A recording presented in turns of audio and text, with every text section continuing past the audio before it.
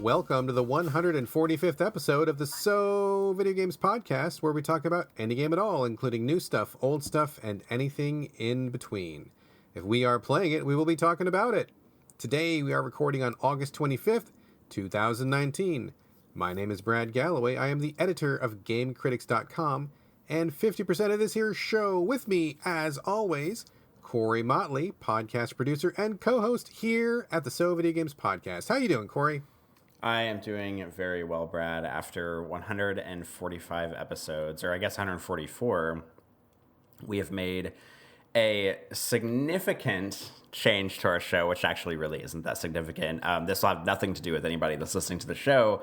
But just to peel back the curtain a tiny bit, we have been using Discord to record our shows for about the beginning of time. And lately we've been having a lot of issues with Discord. You probably would never know from listening to the show, or at least fingers crossed, I hope you never know from listening to the show, because I try to edit them as good as possible. But yeah, we have switched to Skype, so we're trying Skype again. And, or again, I don't even know if we've ever tried Skype before, because we've had some issues with Discord in the past. So fingers crossed, this episode will be good, and we will not have our audio drop out all the time during the show, because that's not what we want, and that will be smooth sailing from here. Yeah, fingers crossed. I know that I listened back to the shows, and I mean, you know, not to toot our own horns or anything, but I mean, I think you did a great job, because when I was listening back, I remember how many problems we had with Discord, like stop and start, and I can hear you and you can't hear me, and what's going on. And when I listened back, I couldn't tell that anything happened. So kudos to you, man. I know that is not easy, so thank you for your hard work, and hopefully the listeners got through the shows without too much trouble or too much disruption. So apologies to anybody out there who had any weirdness with any of the episodes, but hopefully Skype will do the trick. I mean, the biggest problem was that we just couldn't hear each other sometimes for like no obvious reason. And I mean, for an audio program, you would hope that's the one thing that works. So fingers crossed this works, and we'll just see what happens. So, all right, folks, we don't have any banter this week, just a heads up. I checked my banter agenda. Corey checked his. Neither one of us had anything really worth talking about. So instead, we are going to take that extra time that we would normally devote to banter and just put it into the main body of the show, which I think will be excellent, because we have a very special guest this week. Their identity to be revealed at the end of this show. Although I guess by the time this comes out, it might even be in the show notes, so I guess the surprise may already be out of the bag for you folks. But for now, we're going to pretend like it's a surprise. So we will get to the surprise guest in our surprise segment, which I think will be very worthwhile. We also have a lot of games to talk about. But before we get to the games chat in just 1 second, I want to give a quick shout out to Greg Killmaster, a listener who recently wrote in, asked for some free games, got some free games, and also told us he was a fan of the show. Number one, what a badass name is that? My name is Greg Killmaster. You don't want to fuck with that guy. I mean, I don't know if Greg is big or scary or what, but just if I saw that name, I would pause before messing with that dude. That's a tough name.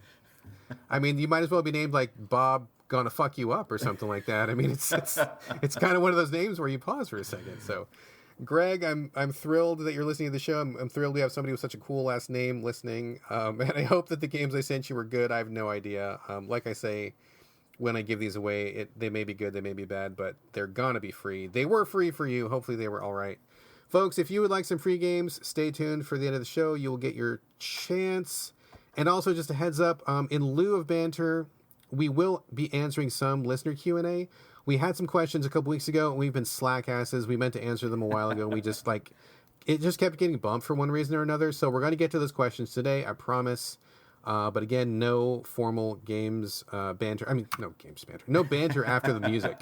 So once the music rolls, that's all there is, and then feel free to bail after that. So Corey, any notes, any suggestions, any ideas, or should we roll on? I think we can roll on. Okay, so this is kind of a weird show in many ways, because this is the week that I'm hosting. You know, if you're a frequent listener of the show, Corey and I switch off weeks, and whenever Corey starts the show, then I begin with the games, and when I start the show, Corey begins with the games. But this week we are breaking that rule. We're throwing that tradition out the window. I am starting the show, and I am also taking the first game, because that's just how it worked out best in the script. So If you think this is really weird, it is really weird. We're all dealing with the weirdness right now. It's not that weird, Brad. Come I'm on. feeling very uncomfortable, honestly. I really, really cautious about this, but okay. So we're gonna put Corey in the shell for 2 seconds while I just roll on and talk for an hour straight here. The first game that we want to talk about on the show today is In a Preview Sense. We haven't done one of these in a while, but every so often we get an early code or something, and the developers want us to talk about it, but they want us to talk about it very clearly in a preview sense. So I'm going to talk about Creature in the Well, which is on Nintendo Switch, and because I was super busy this morning, I didn't do any research at all. I have no idea who made this game, but they're very talented people. Regardless of that, maybe Corey, you can look it up while I'm talking here, but all of my comments, all of my thoughts, everything I'm about to say, in a preview sense. That is what my legal department told me to say. I am saying it out loud, and we are now protected from lawsuits. So Creature in the Well is a game coming out, I think it's next week for the Nintendo Switch. I believe it's coming out for a couple other systems also. It is a really, really interesting game. It's kind of hard to describe what it is, but it is a top-down, third-person... It's partially a dungeon crawl, it is partially an action game, and it is partially a pinball game. Oh. Yeah. That was unexpected. A little bit of a left curve there, yeah, for sure. So, the story of the game is not super important, but basically you're like in some kind of weird post-apocalyptic landscape. You are a robot, and you have been awakened. You're not exactly sure why, but you woke up in the middle of the desert, and you make your way to this mountain, and inside the mountain is this giant machine, and you're not sure what the machine is, but you feel like you need to turn it on. It's probably part of your programming that you can't access yet. But inside this mountain is a big monster that does not want you to turn the machine on. So you go inside this mountain, you have a little banter with the monster, and then you start to play the game. And what happens is you have a couple of different weapons, and every room is set up like a chunk of a pinball table. So this is not actual pinball. Like you're not in a pinball table, but each room kind of has elements that are taken from a pinball table. So you go into a room, you take your weapon, which is usually like a sword or a lead pipe or something like that. You whack a ball, because there's balls in every room. They're kind of like, like when you were a kid, like, do you ever play T-ball, Corey? Yes. So it's like, for people that don't know, T-ball is like, it's for when you're a little kid and you can't actually hit a ball with a bat because you're too little. You don't have the coordination for it. So grown-ups will give you like this little like plastic or rubber pipe that just stands straight up, and then you put a ball on top of it so the ball is holding still, and then you whack the ball because the ball is not moving, so there's a much better chance that a little kid will be able to hit the ball. That is exactly what happens in this game. There's a little T-ball thing set up in every room, and so you walk up to the T-ball, you whack the ball, and then the ball starts pinballing around the room. And in each corner of the room, there's like little features to hit. There's bumpers, and there's little, flashing things, and different things that you need to hit. And the object of each room is to get the ball to hit all of these things to, quote unquote, clear the room. That will allow you to move forward to the next room, and you just progress like that. So it's kind of a combination of pinball and dungeon crawl, because these are all rooms that are broken up into very small chunks, and so you don't have one giant table, but you're doing a chunk, you move on, a chunk, you move on, a chunk, you move on. So they're all about the size of the Switch screen. And so far, it's really interesting. I think the ball mechanics are good. Having a character to kind of work that ball around is really interesting. You can go back to a hub town. So there's like a town with a couple citizens in there. There's not really a shop or anything to buy, but you can talk to people. There's a place to get some upgrades, and then you go back into the dungeon and do some more pinball rooms. And eventually you want to turn all of the machine on that's inside this mountain. Along the way, you will find secret rooms. There are just rooms that have flavor. There's a little bit of like, you'll find like dead bodies or something, and you can read like a couple notes on them. Usually it's like scientists that were working on the machine or something. You can find out what they were up to a little bit. And there's boss battles. I think I've gone through 2 or 3 boss battles so far, where the monster that's hiding in the mountain will grab whatever platform you're on and like pull it down into like the darkness of the mountain. It's pretty cool looking the way it looks, where these giant hands come up and just like rip the whole floor down, and you just go sailing down there. And then all of a sudden it'll be like a multi-ball situation, or there will be like some balls that are like dangerous to touch, and so you got to like dodge a couple balls while you're whacking the targets in that room, and the monster's kind of taking shots at you. So everything kind of happens in a pinball sort of fashion, but it's not really pinball. It's kind of like an action game where you're batting a pinball around. So it's kind of like this really, really interesting blend. I want to say also, the graphics in this game are amazing. They look so fucking cool. The use of color is just perfect. It's really strong, bright, like blues and oranges, and everything is. I don't want to say it's like low detail, low poly, but they've got like this really kind of chunky style to it, where everything is like a really bold shape and everything is very visually distinct.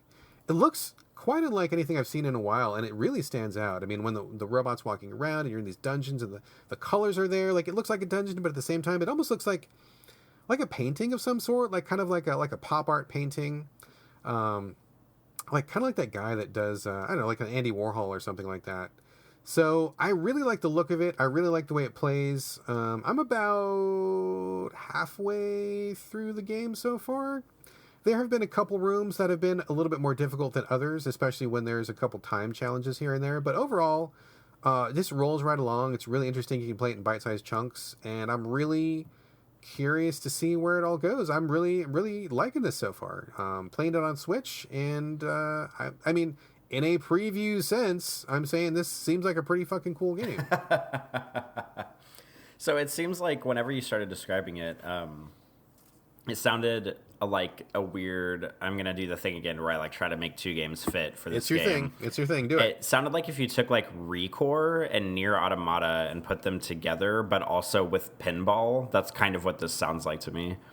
Yeah, I mean, you're not too far off. It's got kind of that same sensibility, like robots, post-apocalyptic, but then also kind of like, a few other influences in there. So yeah, it looks very cool, and I think that the gameplay is well suited for being on the Switch. I don't know. I'm pretty sure it's on PC and I think Xbox One. I could be mistaken, but I'm digging it. It's not like anything else I've played this year. It feels very fresh, feels very different. The people who made this game are definitely thinking outside the box. So I'm into this, and it comes out, I think, next week. So I will be doing a full review. You can look forward to that at Game Critics. But I mean, in a preview sense, I think you'd probably be fine just picking this up and playing it, because I think it's pretty cool. Yeah, it looks really cool. I've been looking at the Steam page, doing research in real time, as you suggested, while you were talking about it. And the developer is Flight School Studio, who's also self-publishing. And they have two other games on Steam, and they're both VR games. One is called Island Time VR, which looks like a really fun kind of casual... You're like floating on a boat stranded in the middle of the ocean, but you have this like ridiculous like crab companion who talks to you. And then there's another game called Manifest 99, which is also a VR game. And it looks like some kind of like similar graphical situation where it's like sort of cel shaded, sort of like it's very stylized, but it looks sort of kind of creepy, like you're on a train that's rumbling through the woods, and it looks like you're having to move through these train compartments and sort of like talk to all of these weird, kind of creepy looking inhabitants of the train.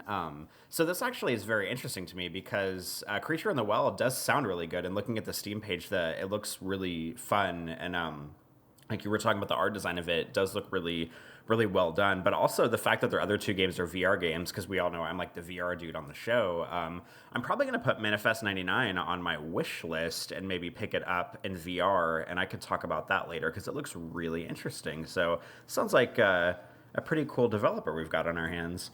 Yeah, well, if Manifest 99 is at least half as fun as Creature in the Well has been, it sounds like you will be in for a good ride, because this has been a really good time. I've really been enjoying it, and it's nice too, because I remembered seeing it in a trailer. I want to say either last year or like much earlier in the year, and being like, oh my god, like what is that? That looks really weird and interesting, and I want to check that out. And now that I'm playing it, I'm like, it is really weird and interesting, and I'm really glad I checked it out. I love it when something that you see actually ends up being as cool as you hope it would be. That is like a wonderful feeling. So good on you, Flight School. And yeah, if you check out Manifest 99, I say let's definitely talk about that on the show.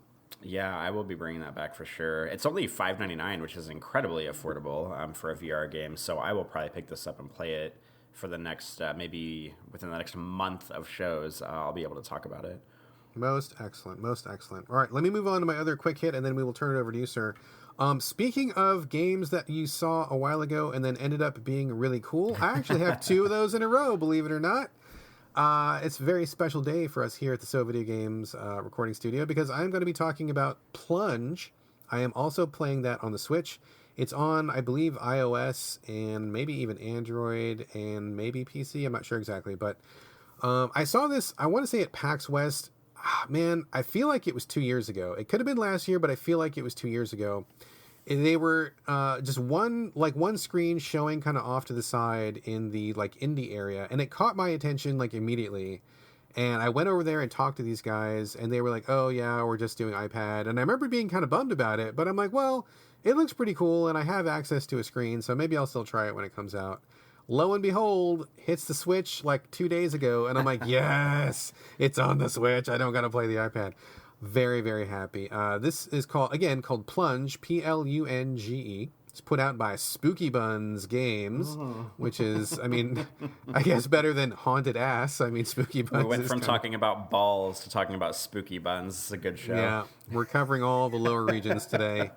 There will be some vagina talk coming up too, so we have all the bases covered. Oh boy. Okay, so Plunge is really cool. First of all, the thing that you're going to notice about this, it's almost in black and white. There's very little color. So just the very visual presentation is kind of striking. The art style is a really kind of distorted, weird-looking cartoon style. It reminds me a little bit of like a darker kind of a Cuphead style, or like an indie comics sort of an art style. And I don't mean indie like the traditional sense. I mean like back in the day when like indies were like these really weird, like super fringe, like, I don't know, troubled people like doing scribbles in comic books, and just like, I'm thinking of like Peter Bagg or something like that from Fantagraphics back in the day, if anybody knows who that is. So the art style is very distinctive and very eye-catching. You probably will either love it or you won't, because I don't think there's going to be much middle room on this. And each level is a very small single-screen level where you play a prisoner. You are the billionth prisoner to be thrown into this weird, abstract underworld dungeon. And so you get dropped into this prison, and you want to try to make your escape. You have a little dagger with you, and it's like one of those puzzles where the floor is broken up into squares, and when you push a direction, like your character drops down, you're in a little like a floor with squares on it. When you, like, for example, if you push to the left, you will shoot all the way to the left. Like, you can't stop, right? So it's almost as though the surface is like ice or something, where like you push up, you go all the way up. And you go right, you go all the way right, or like as far as you can go until you hit an obstacle or you hit a pit. Like, you will never fall off the edge. Like, there's no pit death, which is good. So you're not trying to be careful of pits, but whenever you hit a pit, you will just like stop there.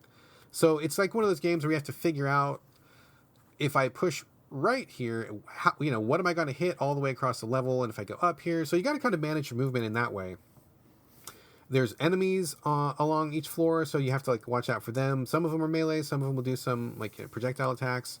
So you've got to figure out not only like where am I, where are they, but after I move, if I move all the way as far as I can go, where does that put me in relation to them? So you're constantly doing like, brief tactics about what is the best course of action. And in addition to this, you can pick up like different items and stuff. I have a kind of a funny thing to say about this in a second, but I believe it's a roguelike. I'm not sure, and I'll tell you why in a second. But you can pick up like these different potions, and these potions in the beginning are unidentified. So once you drink them once, then they will be like entered into your log, and so you'll know what they do. And some of them are like, oh, attack up. Some of them will make you move faster. Some of them are like really negative. Like I drank one, and the entire screen flipped upside down, and my controls got reversed. And I was like, oh no, I can't control this game anymore.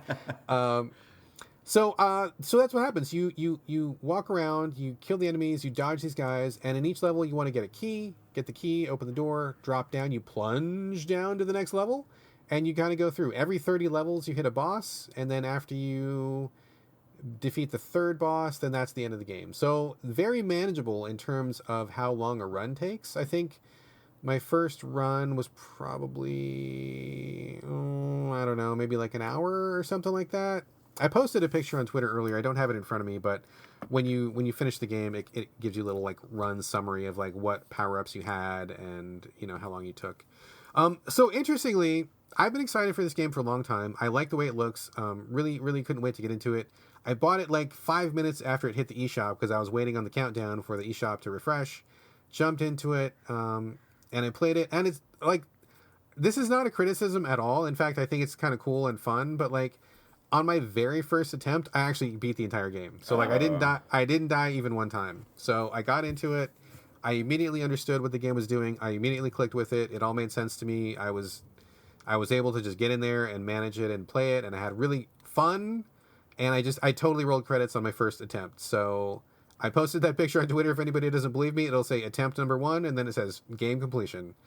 But it's fun. You can go back. There's all sorts of stuff to discover. There's more characters to unlock, and it's just one of those things where you just jump into it and play, and it's a really small play, and you don't have to spend 9 hours on a run through, and you can just just have fun with it. I really like it a lot. I think it's a great game.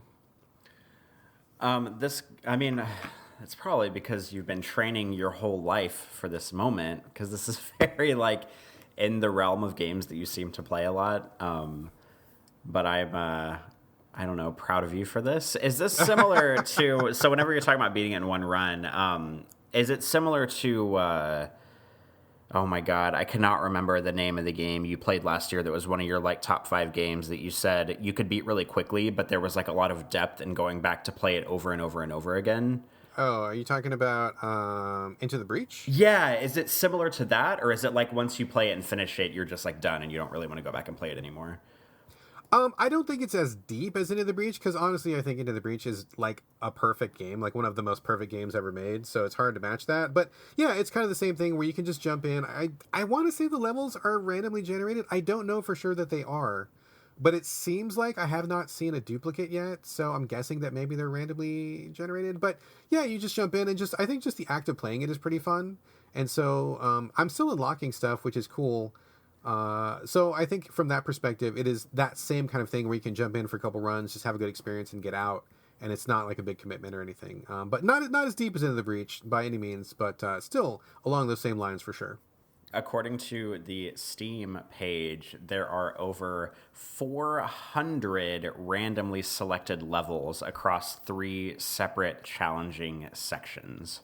Oh, okay. So maybe they're handcrafted levels, but they're assigned at random. That would make sense, because I was actually, as I was playing this, I was trying to figure out what kind of algorithm could make these levels work, because you have to make sure that your character is able to get to the exit, right? Because if you slide all the way to the extreme edge of a level, if like the exit is in the middle of the floor, you're not able to stop in the middle. So I was like, man, how are they doing this? Okay, so that explains it then. They must be handcrafted, but you get them at random. So, okay. Makes sense. Anyway, I dig it, man. I don't know if this is your jam. I mean, what do you think of what I've described and what you're looking at so far? It doesn't really seem too much like my jam. I don't know if I could get on board with what all it's doing, but it definitely does look interesting and has your seal of approval. And if anybody knows these types of games, these sort of like arcadey roguelike experiences, it's you. So I trust your judgment on it. Yeah, I kind of hit the same bullshit over and over. I fess up to that, absolutely. So if you like my kind of bullshit, folks, this is my kind of bullshit. I like it a lot. I give it a total thumbs up. This is a really cool game, and I'm very glad that it lived up to being as cool as I hoped it would be when I first saw it 2 years ago. So good job, Spooky Buns Games. Really, really like this purchase a lot. So, okay, I've talked for a million years. I've dominated the show. I apologize for that, folks. It is now time to turn it over to my partner in crime, Corey Motley. You were going to be talking about a very small, I think it's a single man game. Yeah, indie game. No one's ever heard of this. Little jam called Devil May Cry 5. Never heard of it. Please tell us all about it, sir. Yeah, I mean, it's kind of weird. I don't think there's been a lot of entries in this series, but a lot of people haven't heard of it. It's pretty indie. I think it's like a couple developers, maybe a real small team. Originated back on the PlayStation 2. Also, fun fact, the original Devil May Cry was originally going to be a Resident Evil game, but then it got spun off into Devil May Cry. That must be why nobody's heard of it, because like everybody knows what Resident Evil is, but then you spin something off and suddenly just nobody knows what it is anymore. But yes, I got Devil May Cry 5 from Gamefly about, I don't know, a few weeks ago. Been playing it. And my lead, if you will, for this game is that... if you're somebody who played, maybe you played Metal Gear Solid 4, or you played Max Payne 3, or you played maybe Alan Wake, and you thought to yourself after finishing one or all of those games, man, I just really want another game that has cutscenes every 10 seconds, then this is the game for you. This is your game. Devil May Cry 5 is here to solve all of your cutscene problems because there is a goddamn cutscene every 15 seconds in this motherfucking game, and there's nothing that makes me more mad whenever it comes to playing a game because all I want to do is play your game, Capcom. I want to plug it in, I want to turn it on, and I want to go slash some demons and shoot my like massively underpowered pistols at your hell demons. But no, I fight 5 demons, I walk into the next room, and there's a stupid cutscene that's like, you know, maybe it's only like 5 seconds long, but if you put a 5-second cutscene after every single enemy encounter in the entire game, it gets really, really old, and it gets really, really boring, and it gets really, really repetitive, and I basically am like super duper tired of playing this game, and I'm only like 5 missions in.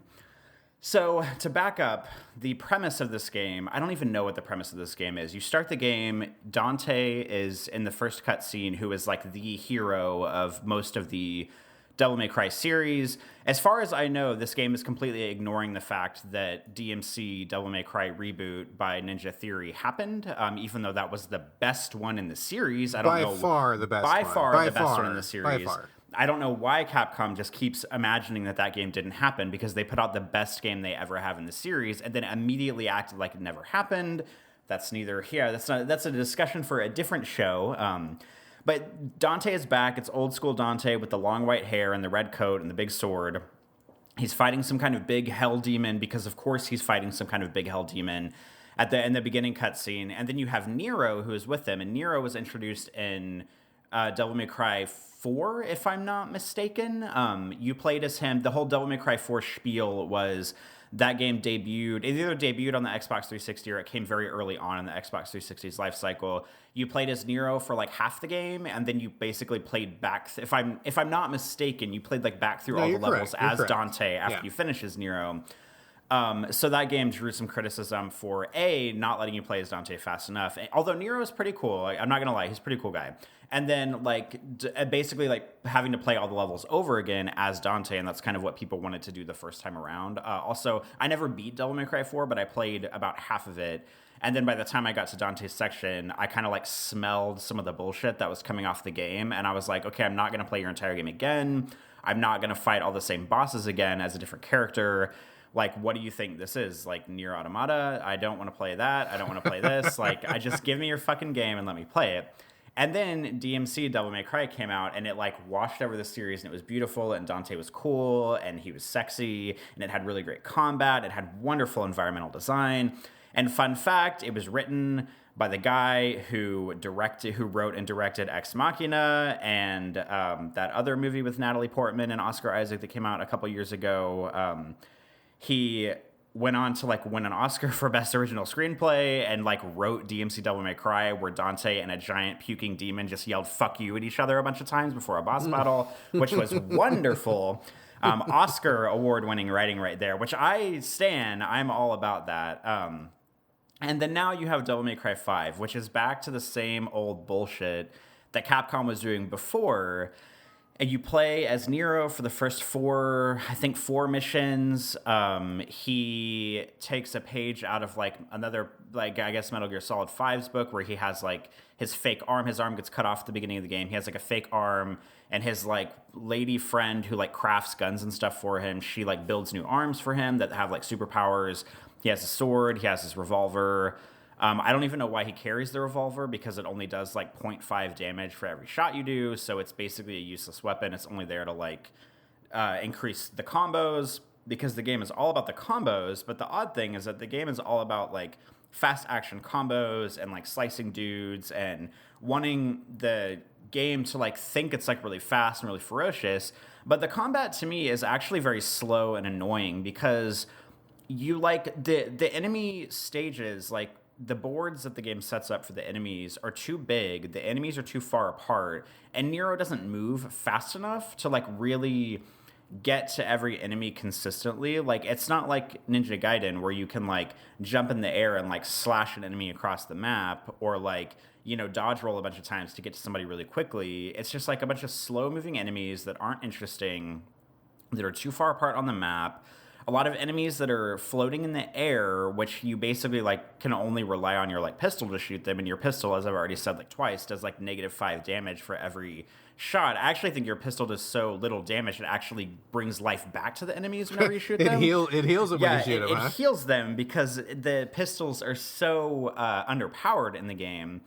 And then like after every enemy encounter, there's a cutscene. There's all of the characters are really like annoyingly written. Like you have like your new, like the lady who like runs the van that you drive around, and she's like, I mean, I guess it looks like Capcom saw Final Fantasy, whatever the one is where the chick is wearing like the bikini, who's the mechanic, like 13 or whichever one that is. Yeah. And they were just like, okay, we want to do that. And so like they made this like ridiculous woman who has like a southern accent, and she's wearing like a crop top and like booty shorts, and she like smokes cigarettes all the time, and just like is like an engineer. Like she makes her stuff and she drives her van, but she, like everybody else in the game, is just incredibly annoyingly written. Like there's a boss battle where you like kill this boss, and then you get this like horn thing that comes off the boss. I don't know what it is, but she uses it to like craft a new arm for Nero.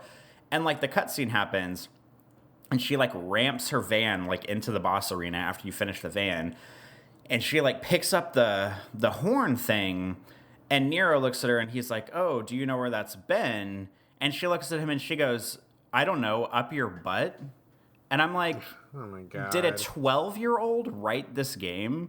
Because every line of dialogue is like that. It's like some really immature, like 8th grade, 13-year-old comeback, like for everything that happens in the game. Like I cannot believe that a conference room of adults like wrote and produced this game, because it's like, it's just like lowest common denominator, like toilet humor, like bad cussing. And like, I'm all about cussing in games, you know, like if a boss and Dante are saying fuck you to each other like 10 times, like that's awesome. But if you have like Nero who like shows up and like gets out his like motorcycle rev sword, and he's like, "Oh, I'm gonna," you know, I don't know what he says, something about like being up in this bitch or something. And I'm just like, oh my God. Like, it's just like I'm actively embarrassed for the game while I'm playing it. And like to top it all off, the game's not even fun. Like it's not even fun to play. It just feels really slow. It feels really boring. It does that thing that every Devil May Cry has done, where you're like playing the game and you're in a fight, and basically all of your options are like, oh, I can slash this enemy with my sword, or I can shoot them, and I can do like this really mediocre jump, or like maybe I can do like a dodge roll.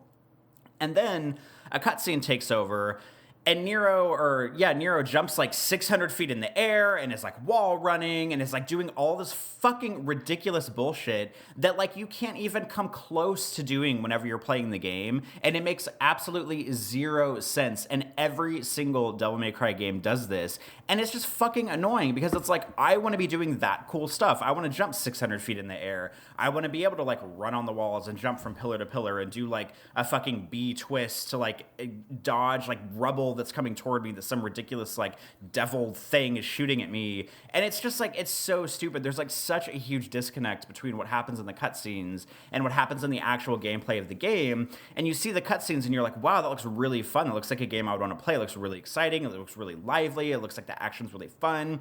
And then like the cutscene ends and you're left like controlling this character that feels like they can't do anything, that's really stunted, that feels really boring, that feels really underpowered, who's like horribly written, who's annoying. And it's just like, oh my God, like I can't get behind like anything this game is doing. And then like 4 or 5 missions in, you get to play as a new character to the series named V, who is this like emo, like tattooed, long black hair, like demon summoner dude. And his whole thing is like, he's actually apparently like too weak to actually fight people in the game himself. So he like summons this hawk, and he summons this like leopard thing, and they fight for him, which is like kind of actually an interesting, like I hate to give this game a little bit of credit, but it's actually like kind of an interesting thing, because instead of like using a sword or a gun to shoot, you basically just walk V around the battle arena, and you like summon these people to do those attacks for you, because like the hawk does the long range attacks and the leopard does like the close range attacks. And I don't know if it's because the game is easier when you play as him, because the guys just kind of do, the animals do like all the stuff for you and you don't really have to do a whole lot. But like I kind of enjoyed his parts of the game a little bit more. I've played a couple missions with him, and I prefer to just kind of like summon them and like let them do the work rather than me like trying to get around the battlefield to do all the work. But at that point, I mean, it just kind of feels like you're putting the game on autopilot, and it's like more fun, but it's only more fun because it's easier and less tedious. But then you realize that after, just like with Nero's sections, if you're playing as V, after every boss fight, there's a cutscene, or every room you walk into, there's a cutscene, or every like time he, I don't know, needs to like blow his nose, there's a cutscene. And it's just like, I want to play your goddamn game. Like, let me play your game. Stop giving me a cutscene every 5 seconds. It reminds me a lot of how Alan Wake did it, where like for the record, I did not like Alan Wake, but I played all of it. And like every single time you're walking around like the spooky forest areas of Alan Wake, which is like the entire game, every single time an enemy pops up, the game like forces you into this cutscene, and it's like the camera will like zoom into the enemy and like show exactly where they're coming from and do this like cinematic like 360 degree like circle around the enemy. And it does it like for the entire game. And I'm like, okay, like Mr. Wake, I get it. Like there's an enemy here. Like this game would be so much more interesting if you didn't like pull the camera away from me and pull the agency away from me and like thrust the camera into the enemy's face so I can see like up his nostrils. Like just let the enemy come, let it be scary, let it be interesting. Like why are you so afraid to let the game like like breathe and have atmosphere and be scary? Because that's what you would think the game would be about, because that like is what the game is about. Like you're in spooky forests and it's scary and whatever, but the game like insists on showing you every single time an enemy comes up. And that's exactly what Devil May Cry feels like. It's like every time an enemy comes out, it's like, all right, here's a cutscene to show the enemies are coming. And then every time you kill all the enemies, it's like, all right, here's a cutscene to show that all the enemies are dead. And then you walk into the next room and it's like, all right, here's a cutscene to show the next thing you have to do. And it's just, oh my God, it's so annoying. I just want to play your fucking game, Capcom. Stop giving me cutscenes every 5 seconds. I'm so annoyed. If you couldn't tell, Brad, this little indie gem we have on our hands, I'm so annoyed by it, and I am really looking forward to sending it back to Gamefly because I'm over it. So what did you think of it? I was just gonna ask, like, why did you even play this? So I didn't catch the Gamefly part. Did you just randomly put it on there just to give it a taste test, or were you kind of excited for it before you played it? Well, I mean, I did kind of want to play it because it's like a big AAA release. I kind of, if there's something like significant that comes out, I try to play it every year, even if maybe I'm not super excited about it.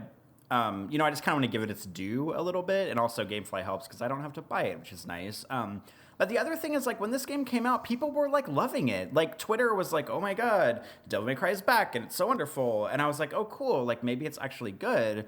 And then I play it, and it's not. Like, I don't know what all these people are talking about. Like, this game is not good. So it was, like, a combination of those. Like, it's a big game, so I wanted to try it. People said it was great, so I wanted to try it. And it's not great. It's just not my kind of game. Like, there's other action games out there that are way better than this. And I'm also still just really mad at Capcom for just acting like DMC never happened when it's the best game in the series. I gotta be honest, man, and I just don't really get the appeal of Devil May Cry in general. I agree with you that DMC is the best one. I thoroughly enjoyed DMC. I thought Ninja Theory did a wonderful job with that one. But that's really the only one that I've ever been able to, like, honestly say that I enjoyed with no reservations. I never liked the first Devil May Cry. Everybody bags on DMC 2. I didn't care for that either. DMC 3 was like way too hard. I played one version of it. I think whatever version got like the difficulty downgraded, and I played that and it was okay. But like, I just think that Devil May Cry is a very, very, very specific thing, because it's just about the combos. Like, I find combos to be incredibly boring. I don't find no entertainment value at all do I derive from just doing combos, or like trying to figure out, how to chain the best weapon attacks together to get the longest combo. Like none of that is interesting in the least to me. Like, I don't give a shit about that.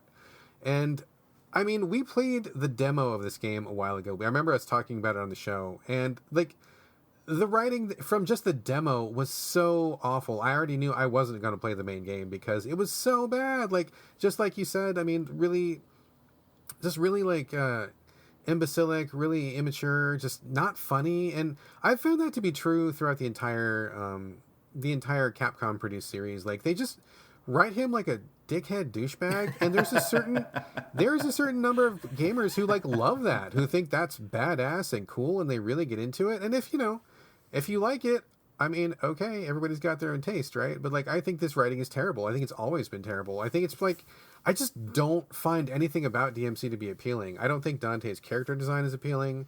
I don't like the gameplay. I've never liked the writing. So it's never been a series that brings me in. And kind of like you, like every time it comes out, people get really excited. And I kind of got excited about this one, but then I played the demo and it cooled me right off and brought me back down to earth. I'm like, oh, that's right.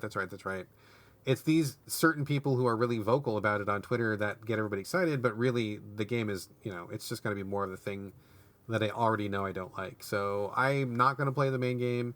Everything you've told me is just exactly what I expected, and I'm not surprised to hear any of that stuff. So I'm going to fully give this a pass, and I'm just going to say that people who like DMC like it, and I'm not one of those people. I mean, I like the Ninja Theory one, but the other ones, the Devil May Cry series, I don't care for it. I don't think it's very good. I really don't think it's good. So if you like it, great. To each their own. But to me, I'm just gonna keep on moving on. Yeah, I mean, we're pretty much in the same boat. So I guess I got to take the hit on this show for playing it for both of us, and can come back and report that it's not very good. The writing's really juvenile. The action is not great. So yeah, I'm ready to send this. I will have this in the mail back to Gamefly tomorrow, and maybe by the end of the week, I will have something new to play. I'm over Devil May Cry. Yeah, it's never worked for me. It's still not going to work. I don't know. I mean, honestly, I don't know why people like it. I think it's terrible. So, all right, let's move on. I have another small game to talk about. Also on the Switch, spending a lot of time on my Switch because I am still real deep into Elex. We talked about that on last week's show, I believe, the open world game from Piranha Bytes on PS4. I am loving that game, dude. I am still playing the shit out of that game, and that game has taken up like the overwhelming majority of my playtime, which is why all I'm really bringing to the show this week is Switch games, because I got to play these in bed. Like, so like if I'm vertical, I'm playing Elex on the PS4. I'm not going to talk about it today.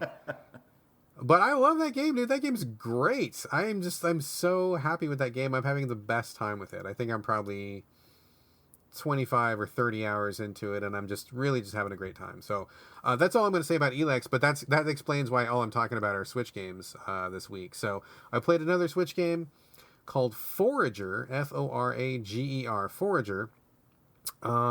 It's made by Hopfrog, which I think is just basically like one dude plus a couple of assistants or something. It's like really small game, and in fact I only know that because once you make a certain distance into the game, these little bonuses unlock, and one of the bonuses was, "Hi, my name is Hopfrog, and this is how I made this game." And it's like a little comic strip about him being like a person who wasn't very encouraged at first by his family, and then he got some encouragement, and then he went to a game jam, and then he met a public. I mean, it's like the story of how this game came about or whatever. So it's kind of cute that he put that in there. There are other little comic strips you can unlock, but anyway, it seems like it's just basically one guy or something. So anyway, it is a 2D kind of a top-down game where it's kind of weird because I wasn't sure what to make of this at first, and honestly, when we got code for this game, I farmed it out to the entire Game Critics team, which is probably at this point about 25 people. They don't all write every week, but we've got they all kind of cycle in, cycle out. And I sent it out to all 25 people, and I'm like, hey, we've got Forager on the Switch. Would anybody like to review this? And just like crickets, like nothing.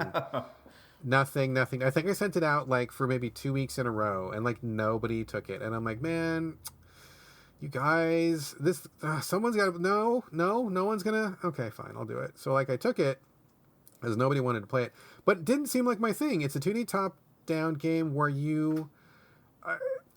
So all you do in the game is collect resources and craft. Like that's all you do in the game basically. So like this is like busy work : the game, which is not my jam. I'm not big on collecting. I'm not big on resources. I'm not big on crafting. You know that. The listeners know that. But I'm like, well, it's on the Switch, and I don't know, maybe it'll be like a nighttime cooldown game. Maybe I'll play that, and we'll see what happens. But I gotta say, it's actually been very fun. So you start as this character who appears in the middle of this tiny little island, and there's like nothing there but like trees and a couple rocks, and you have a pickaxe. And so you just start whacking stuff because that's all you can do. There's like literally nothing else to do on the island, and you just start accumulating these resources. You get wood, and you get some stone, and whatever. And then there's a very simple menu where you can just build stuff. And so like you build your first, like, I don't know, like your forge or something, and then that unlocks like 5 more things you can build. And then you build one of the things on your forge, and then that makes a thing that unlocks 5 more things to build. I mean, it's like literally nothing here is at all interesting, or I mean, it's interesting, but it's not innovative. It's not like these guys reinventing the wheel, right? But I think the thing that makes Forager interesting, or at least engaging to play, is that he has absolutely stripped this thing down to like the bare essence of like what crafting and collecting is all about. So like you're not messing with any story. You're not messing with like talking to villagers. You're not messing around with like trying to find anything. Like when you're on these islands, the resources just appear, and the islands are so small, you can't help but like see them. They are literally like right there in front of you. So all you got to do is harvest them. So like the game is like throwing resources at you, and you're just surrounded by them. And every time you whack something, you get some resources. And then the menu that you craft stuff on is like super simple. Like it's super streamlined. There's no confusing tree. There's no confusing, like, you always know exactly what you're doing, right? And so it's very out there. Like everything is out there on Front Street, and they just want you to do it. So like either you want to go on board and play this, or you don't. But like there's no mystery to it. Like you're not figuring out recipes. You're not figuring out what 2 things go together to make this other thing. Like the game just straight up just tells you. Like there's no secrets. It's just like, here's all the fucking things you got to do. Do them or don't. And I'm like, okay, well, I'll do it. And I'll just try it for a little bit. And it just ends up being kind of like really meditative and relaxing because there's very little danger in the game. There are some enemies that you can whack, but like, I mean, it's super forgiving. Like I think I've died maybe once in the entire time I played the game, and that was just because I didn't realize there was even combat at that point. I just kind of like walked into a monster and was surprised when I died, but then I'm like, okay, well, I guess I'll need to be a little bit careful. But I mean, it's so you just collect stuff, you build stuff, that's all you do, and then eventually you gain access to some money, and then you buy another island, and what happens is, like, another little island will just appear right next to the island that you're already on, and then this island will offer something. It's like a mystery. So, like, one will have an NPC where he's like, oh, please bring me 5 mushrooms. Or it'll be like a building that you haven't had access to before. Or it'll be like a new kind of animal will be on this new island. And so you collect this thing that opens up more trees. You just build, you get some more money, you buy another little island, and then another new thing pops up. So it's just like you're constantly working your way up this tree of like unlocking resources, unlocking things to build. Everything you build opens up 5 more things, and you just play it. Like that's all there is. Like it's just right there. You want to climb this tree of resources and build this stuff, or you don't. And I think it's really fun. I mean, this is not my jam. It's not something that I would normally choose to play. I'm not really big on crafting, but it's all so straightforward and so easy to play. Like you're constantly doing one of those, oh, okay, well, I'll just collect 5 more of this tree and then I'll turn the game off and go to bed. Oh, but if I do this other thing, then if I get 5 more rocks, well, then I can make this. Well, I'll just do that real quick, and then I'll get these 5 rocks. And before you know it, it's like 3:00 in the morning, and you're like, God damn it! I just spent like another 2 hours on this fucking game. It's one of those where time just like vanishes because you've always got like 10 things to do, and none of it feels like too much. It doesn't feel like it's a burden because like resources are just like thrown in your fucking face. Like you're never starving for resources. It's just like the first island that I went to, there was like a tree and a rock and like a fruit or something. So I collect all the stuff and the island is empty. And I'm like, well, what do I do now? Boom. Another tree appears literally right in front of me. Boom. More fruit, more rock, like just right there. And you just keep collecting it. Like you don't have to look for it. Like they're just giving it to you. They're just like, here, take this thing. All you got to do is push like the A button, and then the game will continue. Just keep pushing the A button. It's all you got to do. And it's like so easy and so smooth and streamlined. And that's really the beauty of it. Like he takes this stuff that is usually a pain in the ass in most games. Not only does he make his entire game about this thing that's normally a pain in the ass, but he takes the pain in the ass out of it. And so it's just like so easy that it's like you have to like put out effort to stop playing the game. Like it's so easy just to keep doing quests and collect more things. And it's just it's like a little conveyor belt, just like stuff is flowing into your backpack, and you're just making stuff. It's like so easy. It's so easy, and I think the easiness is what makes it so appealing, because it just becomes about doing a task rather than like working hard. Like it's not really a challenge in traditional sense. I mean, you have to like manage the stuff that you're doing and maybe pick on one goal at a time so you stay focused. But it's just like, oh yeah, here man, just complete this game. We're gonna do this crafting thing. You know what to do. Like just collect 5 rocks, keep going, and then this new thing appears. A new shiny appears. You chase the new shiny. 5 new shinies appear. You chase those things, and just 5 more appear, and you just keep going down the rabbit hole, man. So I think I probably played maybe 5 or 8 hours of it, and it's just rolling along full speed. Unlocking stuff at a good clip, leveling up at a good clip, seeing new stuff at a good clip, and it just boom, boom, boom, boom, boom. So this guy has taken something that I generally abhor and actually turned it into something that I think is pretty fun. So I think that in itself, commendable effort, surprising effort, and it's a really perfect fit for the Switch. Runs perfectly on the Switch. I think it's great. It's not something I would normally recommend, not something I would normally check out, but I've been having a great time with it. So I have a couple things to say in response to this. The first one is that the sensation that you're describing when it comes to like, saying like, okay, I'll just do this one more thing. I'll just do this thing. And then that builds up into like, you end up doing like 50 other things and you're playing until 3 o'clock in the morning. That's the exact same sensation I get whenever I play like Dishonored or Prey or like sometimes like Fallout or games like that where... it happened most recently with Prey, because that's what I've been playing most recently as far as like a sort of like a game that's like that, where I'm like, okay, well, I just have this one little side quest. I'll just go do that. And then like I go through the area and I'm like, okay, I'll just save and stop whenever I'm done with that. And then I save. And then I'm like, well, let me at least just go to the next area that the next quest is in. And then once I get there, I'll save and I'll stop. And then I get to that area and I save. And I'm like, well, I'm already here, so I might as well just do it, right? And then, like, I do the thing, and it's just like that repeating over and over again, where I'm like, okay, I'll just stop when I do this quest, and then I never stop when I do that quest. And then I'm like, okay, I'll just go to the next area. And that's sort of like the same sensation that I get when I play games like that. And then the other thing I was thinking about is, like, I feel like there's 2 kinds of maybe people or gamers or whatever you want to call them in the world. And there are the kind of people who like games like this where the resources or the objectives or the keys or what have you in the game are just sort of like fed to them in a way that lets you like progress at like a steady crescendo, and like your progress doesn't really get like upended or roadblocked or anything, and that are perfectly fine with enjoying that kind of experience. And then there's another type of gamer where you're constantly like having to like backtrack or go hunt or go grind or do whatever to go collect the kind of resources or whatever you need in order to go forward. Like they get some sort of thrill out of like, you get to like the locked door and then the game is like, hold on, you need this thing to get here that you haven't gotten yet. And then they're like, oh yeah, I have to go get that thing. And then like they exit the area and like they go on this like quest for the thing. And I feel like we've crossed this barrier on the show several times, because the most recent game I can think of that maybe this happened was whenever you were playing Subnautica, because you really enjoyed that game.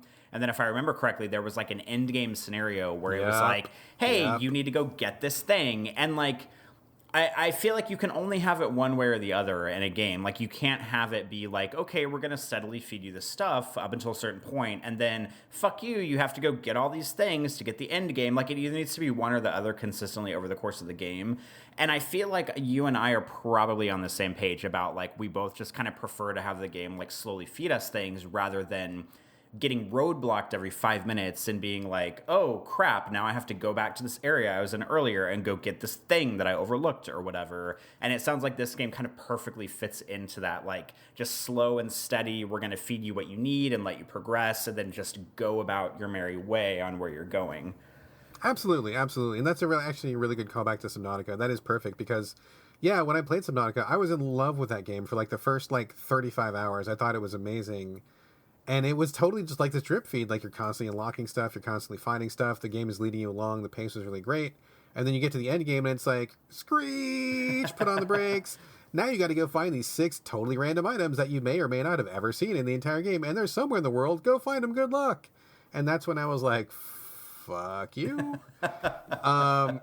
So yeah, this is a game where like they're constantly making you move forward. They constantly have a goal that's in front of you, and it's just something that you can do. Like, I mean, you have to take action to get it done, but it's like there's no question about what you need to do. There's no real barrier, which I think is great. And I mean, if a game is, I mean, I think your point about having it, you can't have it both ways, I think is correct. Because if a game starts out and it's all about like you got to get the thing from square one, then you get into that rhythm and you get used to it. And if that's the reality of the game, that's fine. But if it starts out one way and then all of a sudden switches gears, I'm not sure that's really a great idea for game design. And this is a good example of why it works to not do that, because I've just been rolling and rolling and rolling and rolling, dude. And if I ever hit a roadblock in a game like this, which I ordinarily probably wouldn't play at all, I would probably be inclined to stop playing. But it's just been a perfect little treadmill. I mean, and honestly, the thing that really puts this way over the top, I didn't mention this yet, but you get experience points for doing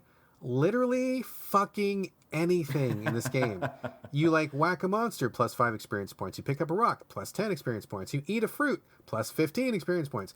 I mean, like for anything except walking, you get fucking experience points for doing it. So like, if you get to a point where you just are like overwhelmed, or you're just not sure what to do, or you just want to, you're just a little bit lost or something, all you have to do is literally whack whatever is in front of you, and you're just racking up experience points. It feels like every moment of this game is actually building towards something that is helping you, because every level that you go up an experience point, you get like a new skill, and the skill is just like everything else, unlock a new thing. So it's like, oh, even if I'm not doing a quest, or even if I'm not making anything, as long as I'm whacking trees, I'm still leveling up, and I'm still working towards unlocking something. So like every second of your fucking time in this game is contributing to like the overall picture overall, which I think is kind of outstanding. I mean, the fact that I can sit here half asleep in my bed, I should be asleep, but I'm just whacking trees and I'm feeling like I'm getting something productive done, is pretty amazing. I wouldn't stand for that bullshit in any other game, but with Forager, somehow it feels like it's not really a waste of time. Like it's actually gonna benefit me somehow. So I mean, that was it last night. I wanted to go to bed, but I wanted one more skill. And I could see my progress bar. I was only like maybe, a couple trees away. And I'm like, well, let's whack trees for a while. I never do that. I'm not that kind of guy. My time is so precious. I'm not a tree whacker. I don't do that. So this game has turned me into a tree whacker, and I'm fine to do it. So. Oh my God. My last question before we move on is, because I'm dying to know, and hopefully everybody listening is dying to know, have you or have you not accidentally dropped your Switch on your face using your new arm contraption next to your bed? Is it still working out, or has your life come in danger yet? No, dude, it is still 100% fine. That thing has not budged from that arm. It is wedged in there. It is solid. I've moved the arm around, repositioned it a few times, taken the Switch in and out of it. It's totally solid. That thing is not going anywhere. So I feel like I would probably get some warning if the spring started getting loose, but man, it is tight. That thing for $15 is incredibly solidly produced. So I've been very, very happy with it. My Switch is in that little arm most nights these nights. It has not fallen. I am not in danger. I'm good. Good. Okay, good. A solid investment then. Excellent. So that's all I have to say about Forager. Any last questions, Corey? I don't think so. Okay, great. At this point, I think it's probably a good time to take a break. And when we come back, we will introduce our special guest and a very interesting game that we will have a very interesting discussion about. Sound good? Sounds like a plan. All right. And we're back. There has been no interruption for you at home, folks, but for us, we took a little break and kind of restructured the Game Critics West studios. We've got everything all set up here, and we have a special guest with us. As I mentioned at the top of the show, we were going to be talking about a surprise game and a surprise guest. The guest, none other than my dear, sweet wife, Gina Galloway. Say hello to the people, honey. Hello, people. And the game is something that is not anything that was on my radar. I don't think it was even on your radar, Corey. So do you want to tell us what game we're going to be discussing and how it came about that it was brought to our attention? Yes, I would love to. So I have to give full credit. We're having a very spousal show today because I have to give credit to my husband, Patrick, for the tip on this game. So it came out of nowhere for me, but he retweeted something by the writer Laura Hudson, who I wouldn't call her famous, but she's like a pretty big writer, very kind of feminist driven writer. She's written for the New York Times, for The Verge, for The Guardian, and a bunch of other places. And she's just kind of one of those rad women that I follow on Twitter who's just kind of like a fuck the system feminist kind of woman that I love to follow on Twitter. She's wonderful. But she played and wrote about a game, which this is going to get real confusing real fast, because the game in question is actually called The Game: The Game, which sounds ridiculous, but it actually fits really perfectly for the subject matter of the game. So the game, for the game. So Patrick saw this, that she had tweeted about writing about the game, which is it's kind of like a dating sim, which was developed by a woman named Angela Washko.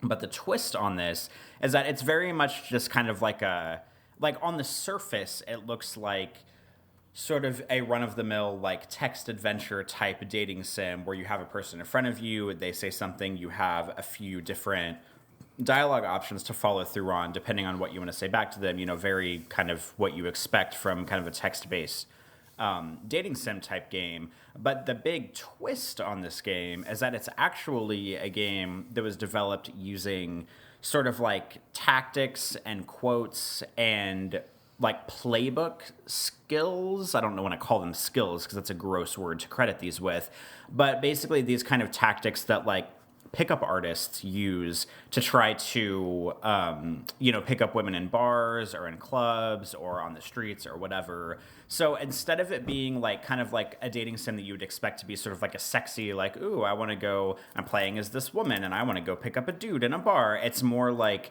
you're in the bar looking for your friend. The setup of the game is that you go to a bar after work to meet up with one of your girlfriends. And basically the entire game is you in these dialogue trees with these kind of like gross dudes who are using sort of like pickup artistry tactics in order to take you home from the bar or to get you to drink more or to potentially like, sexually harass or sexually assault you. So it's just kind of like this scenarios where you think it's like maybe a charming dude who comes up to you at first, but then you quickly learn that like they're a gross dude and all they really want to do is like pick you up for sex or, maybe like sexually assault you in some way. So the subject matter of the game gets kind of creepy very quickly. And the game, something that I love about it is that it gives you full disclosure as soon as you start playing it, where it's like, hey, this game is going to feature like sexual harassment and other things, and the game asks for your consent to play it, which I think is a really incredible thing before it even gets you into it. But Brad and Gina and I have all played this, and I will share a little bit of my woes going in after we kind of get caught up. But that is what the game is about. And does that do justice to the game, would you guys say? Yeah, I think so. I mean, the thing that I find really interesting is that this game, like you said, it's almost like a documentary, and I've actually heard some people describe it as survival horror, which I think is actually very accurate. But the characters featured in this game are actually, I mean, they're not named, but if you look at their pictures, they look just like real people who are quote unquote, well-known pickup artists. And I even hate that term. I think there needs to be a different term, just like sexual predator or something is what they are. But these guys are guys who like have workshops, they have classes, they're marketing their quote unquote skills online to other men who have difficulty relating to women or whatever. And instead of teaching them to be decent human beings, they're teaching them to like do these really coercive, really gross things. But like everybody here is a real person. Again, not named, but they are real people. You can see them online. And it says at the beginning of the game that these tactics that you are about to play through are taken from their seminars, from their books, from their workshops. So everything that the player is about to go through is like legit what these guys are doing and what they are teaching other people to do, which really stomach turning, really, really stomach turning. So, honey, I'm going to have you hold on for just 1 second because you and I talked about it in this morning, and I feel like the stuff that you had to say really put my ideas, and I'm sure are going to put Corey's ideas on this game into an entirely different light. Are you okay just holding on? We're going to bring you in at the end. Is that all right? Yeah, of course. Okay. So, Corey, you were since this was like kind of your game, I mean, Patrick brought it to you, you brought it to me, we played it. Tell us really quickly, like, how did it go for you? What were your impressions? I mean, so I think we have kind of a good spectrum here. I mean, you're a gay man, obviously. I am a straight man, and Gina is a straight woman. And so I think that we're kind of approaching this content. Sorry. This content from 3 different contexts. What was your perspective on this? What did you take away from this? What did you think about it? Well, whenever I first started playing it, I definitely, because, I tried to live in my day-to-day life as a very, like, feminist human being, and I think part of that is just me being an empathetic human, and the other part of that is me being a gay man, because as a gay man, I feel like I'm more sensitive to sort of maybe the difficulties or the struggles that like the average woman would go through on a daily basis. And that's not to say that I'm, like shot for shot with them, because no one truly knows what it's like to live as a woman in American society other than women. And I'm not a woman, so I can't speak to that all the way. But I mean, feminist issues are something that we bring up on the show a lot. Like even just last week during Banter, we were talking about the different ideals of like people who wear makeup and how women are expected to wear makeup all the time, or, dress really well all the time and just look like effortless and beautiful, and how it's like bullshit because men can show up looking like trash and they get, the same, if not more respect than society gives women whenever they show up looking their absolute best and being prepared. I mean, this is sort of like election season all over again. But so I try to like really empathize with women in sort of like a feminist way. And so coming to this game, it kind of sets itself up, where you first get to the bar and you do play as a woman and there's no option to play as a man. So you're like in the shoes of a woman. The game was developed by a woman. And you get to the bar, and the first thing that happens is you go to the bar to order a drink because your friend who's supposed to be meeting you isn't there yet. And so your first interaction is with the bartender, and that's a pretty mild interaction. Like, he says, "What do you want?" And then immediately, just because of, like, stories that I've heard and stuff that I've read about people getting, their drinks potentially, like, drugged or something like that in nightclubs or in bars, I immediately, on the first question, was like, well, this puts what I want to order into a completely different context, because you have the option to order like a beer or like a mixed drink, or I think water, or you can order maybe nothing at all. I can't remember what the fourth option was. And so I ordered a beer because partially that's probably what I would have ordered in the first place if it were actually me in the bar. And then the other thing I was thinking about, like, well, if I ordered a mixed drink, like, it might be stronger, or it might be more of like an open container, like a plastic cup rather than a glass bottle. And it's probably easier to like put some kind of drug into a cup with a bigger opening than it is with a glass bottle. And I have no idea if the game was going to go that far in, but that's like immediately what I was thinking about. And then right after you order, that interaction is pretty much over. And then you sort of like, it puts you into the scenario where you're looking around the bar and it's basically filled with like a bunch of gross dudes who are kind of like leering at you, and you're sort of expecting them to come up and talk to you, but not really in like a good and sexy way. And then that's pretty much exactly what happens. Like, it's just kind of like one guy after another will come up to you, and they all, approach you slightly differently. One guy, like the first guy that came up to me, I don't know if the game does them in all the same order, but the first guy that came up to me was this pretty like drunk dude who was getting like really handsy as soon as he came up, and he was like trying to hold my hand and trying to hug me. And basically every interaction that you have with the person, you get, I think it's 4 choices. And the nice thing about it is that it does like kind of like a Mass Effect style thing where like it kind of like defaults to 4 choices. The first one is always like one where you're kind of like flirting and playing along with the person.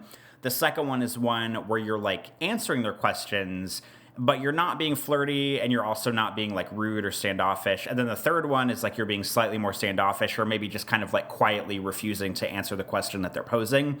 And then the fourth one is always like, hey, fuck you, hey, stop touching me, fuck off, or just like you leaving or something like that. So it's a pretty good like mix, and they all generally apply to those, like every interaction you have. And so the way I played it, I generally would go for like the second or third option. Like, I was never flirtatious to the dudes.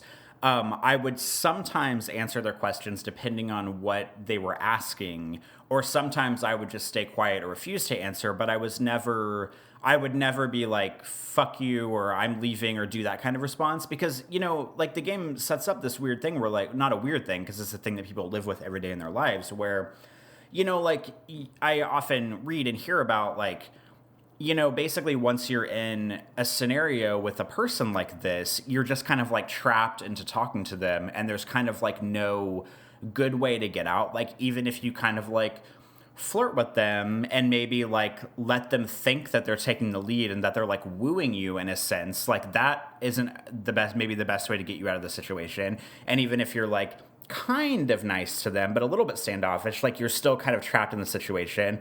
And then if you just like straight up are like, hey, fuck you, leave me alone, then you become the enemy in the situation. And then it's like the guy's like, oh, well, you're just a fucking bitch, and like maybe will, you know, like hit you or push you away. And so it's like this like catch-22 of like, no matter what you say to like a gross man, like you kind of are like setting yourself up. I mean, I don't want to say that because I don't want to put the blame on the woman, but like you're like, no matter what you do, it's like hard to escape from these kind of gross men, especially the men who are like there specifically to pick you up, or, you know, that are there specifically to try to take you home or to try to like get you to drink more or whatever. And so like the entire time I was playing the game, it's just like this weird balance of like, what do I say now? What, like, how far can I push it? Or, you know, should I tell him to fuck off? Or will that get me in more trouble? And it's just like, it really kind of antiquates. I mean, and Gina, you'll chime in a minute because I don't want to say what women think, but like to me, it felt like this is kind of a scenario in which this is like a thing that women have to go through all the time. And coming from a man, even a gay man like me, like I'm never in this situation where, you know, I have someone hitting on me in a bar like this so aggressively and kind of so rudely and maybe so grossly. So I don't really ever navigate those spaces. Whereas I feel like women are perhaps forced into them a lot more often, and it's just gross and they shouldn't have to deal with that. But that is something that this game sort of like, I mean, it's not that I wasn't aware to it, but having to like play through it in a sense really sort of opened my eyes a little bit more to just like how, you know, there's kind of like no right answer, I felt like, whenever the dudes are being gross, so there's like no perfect way out. It just kind of feels like it snowballs, and then you end up, I don't know, feeling sort of helpless in the scenario. And I don't know, that's sort of a little bit of my takeaway from what I had played so far. Yeah, honey, I think that your perspective on this is perfect. I'm really glad that you're with us today because, Corey, hearing you say what you said is actually really enlightening. And out of the three of us, I feel like I failed when I played this game. I feel like I fucked up when I played this game because it really shows a spotlight on how, even though like I am not a big guy, like I'm not a physically imposing person, I'm not like super muscular. Like if you saw me on the street, like nobody would be scared of starting shit with me. Like they would be like, yeah, whatever, cream puff, get out of here, right? Like I'm not that kind of guy. But even so, even though I am not a strong or imposing person, now that I talked to my wife this morning, and I'm listening to you talk about it now, I can already pick up on places where I took for granted that I have options that you guys maybe didn't think you had or maybe wouldn't have had in that situation. Because when I started playing this game, I was disgusted from the get-go. Like, these guys are total creepazoids, and they come on to you really strong. And I was like, my immediate reaction was like, fuck you, fuck you, fuck you, fuck all of you. And like, I didn't want to ever flirt with them. I didn't ever want to play along with them. But I think that was because it was my straight male brain kicking in to where fuck you is like my default response to that. And I felt like I could choose that. And now that I'm listening to you guys talk, I can see, okay, that totally spots a light on how my perspective in this situation would be different. So I'm going to stop talking. Honey, why don't you go ahead and start talking? Because I felt like that your comments in this section kind of echo Corey's and really like show like a different perspective on this. So can you tell me, when you were going through this, how did you respond to these and what were the scenarios running through your head?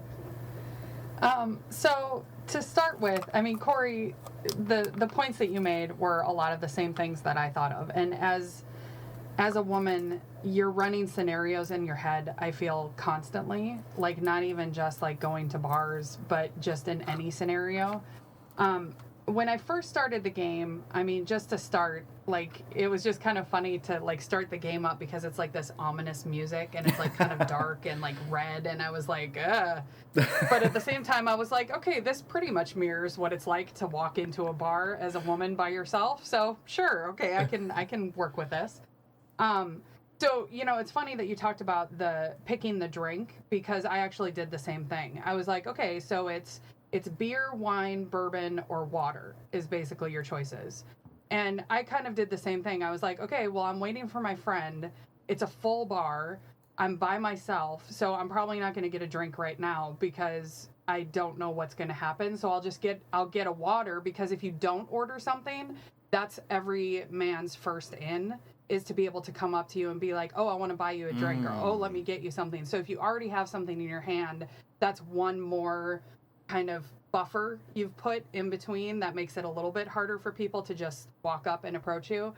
So there was that part. But then as we started going, one of my first things that I thought of, and this is what I brought up to Brad when I first started talking about it, was I was debating, do I play it as I would want to respond to them, or am I going to play it as how if I was actually in that scenario? Because they're two very different things. Because if I was playing the way I would want to respond to them, I would respond basically as a straight guy. You know, I'd be like, fuck off. I'm not here for you. You're not, you know, like, I'm waiting for my friend. That's all I need to tell you. I don't even need to tell you that. I can just tell you to fuck off. Like, I don't need you in my space.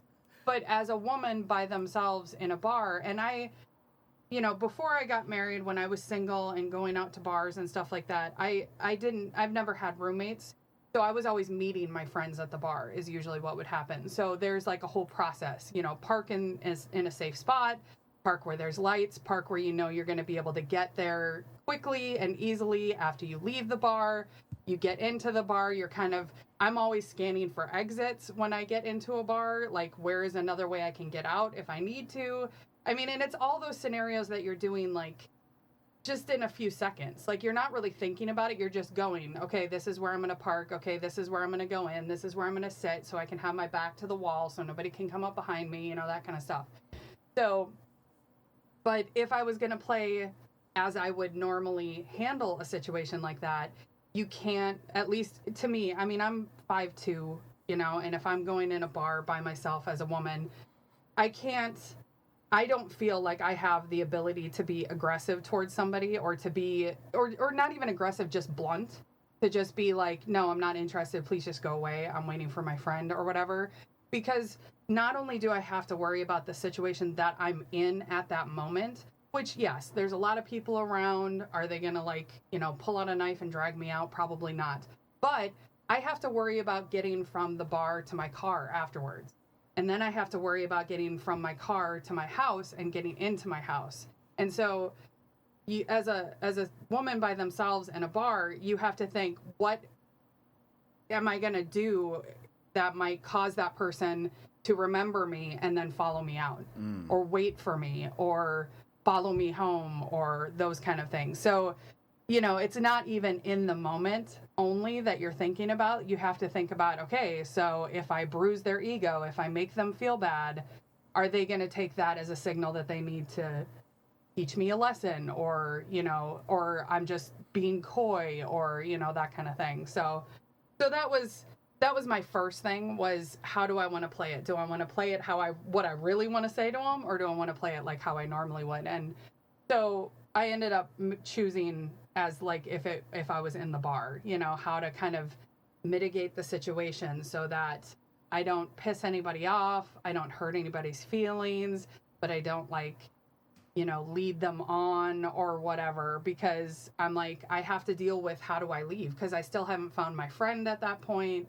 so I'm still by myself, and I don't, you know, and they kind of set up the scenario that, you know, you're still looking for your friend, so there's all of these people coming at you while you're still looking for them. So that was my part of it. And then the other thing too, you know, we talked earlier about how, you know, there's whole like workshops and websites and, you know, videos about how to be these people. And like, really, when it comes down to it, it's just how to manipulate women.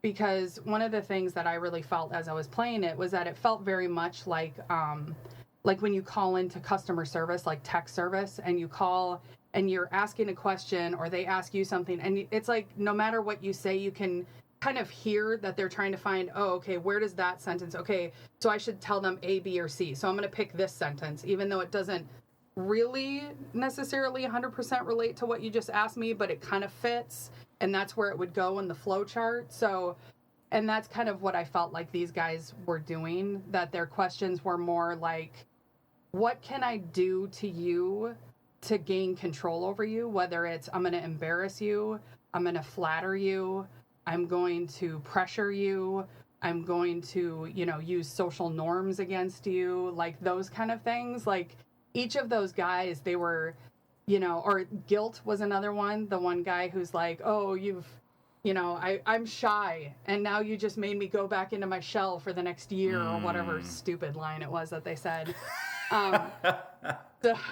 So, so it was interesting, and yet at the same time it was like, oh yeah, I've met each one of these guys. I've had interactions with guys like this in the bar every time I've gone out.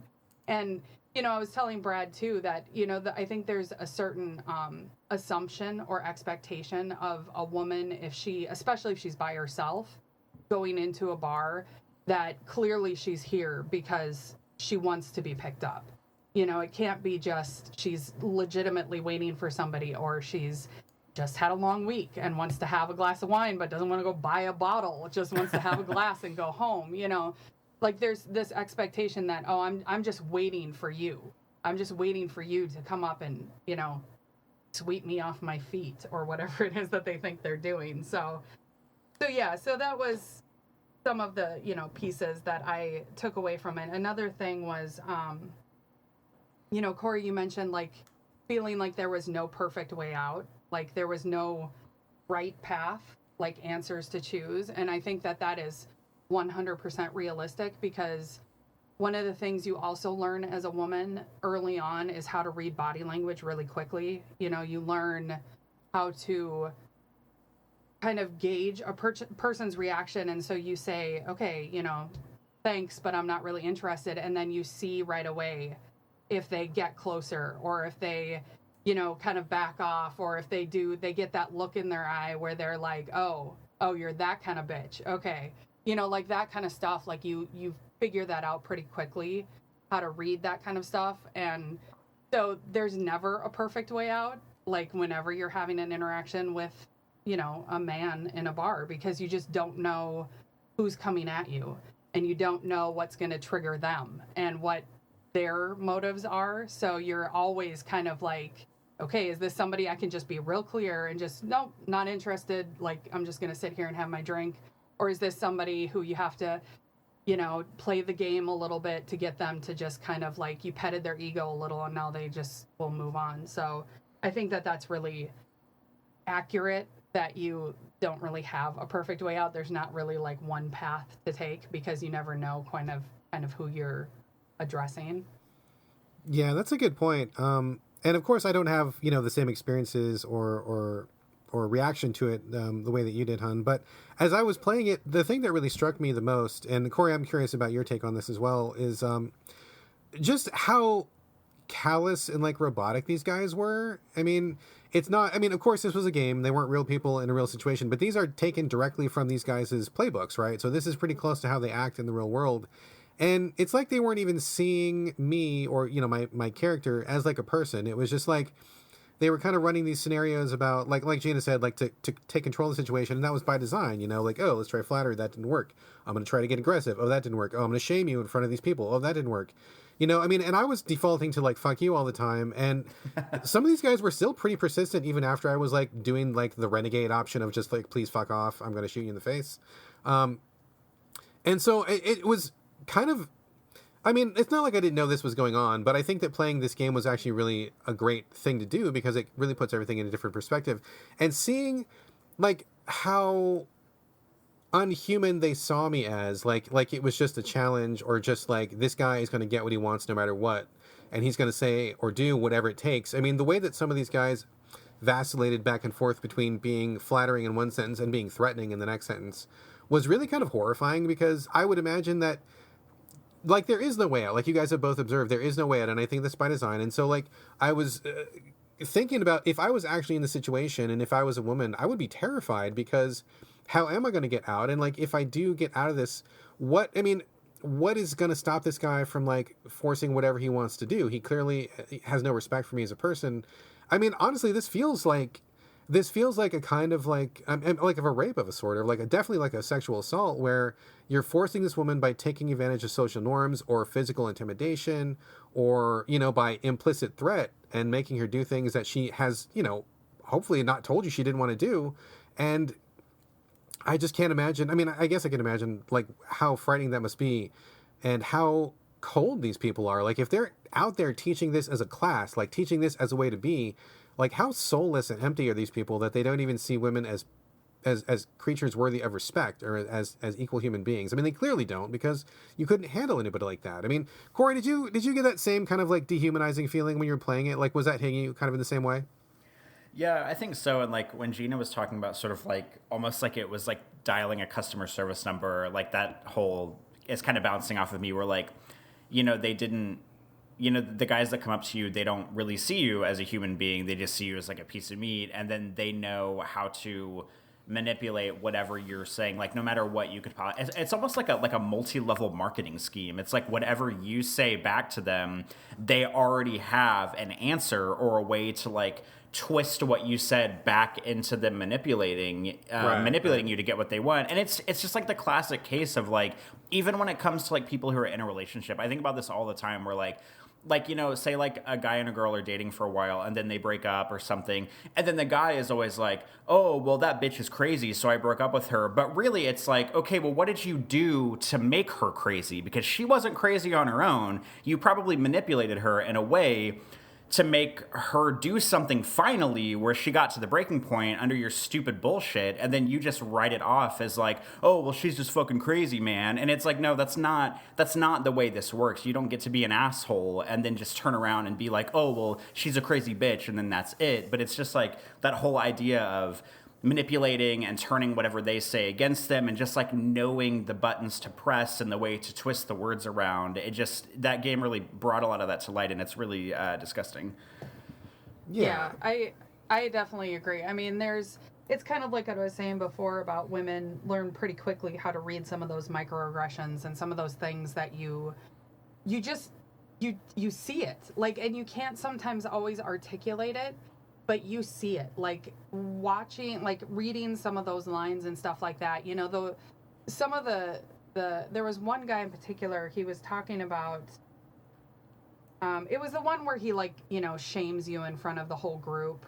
I can't remember what the topic was, but basically he just like, you kind of like, my response to him was just kind of like, no, I'm not engaging in this.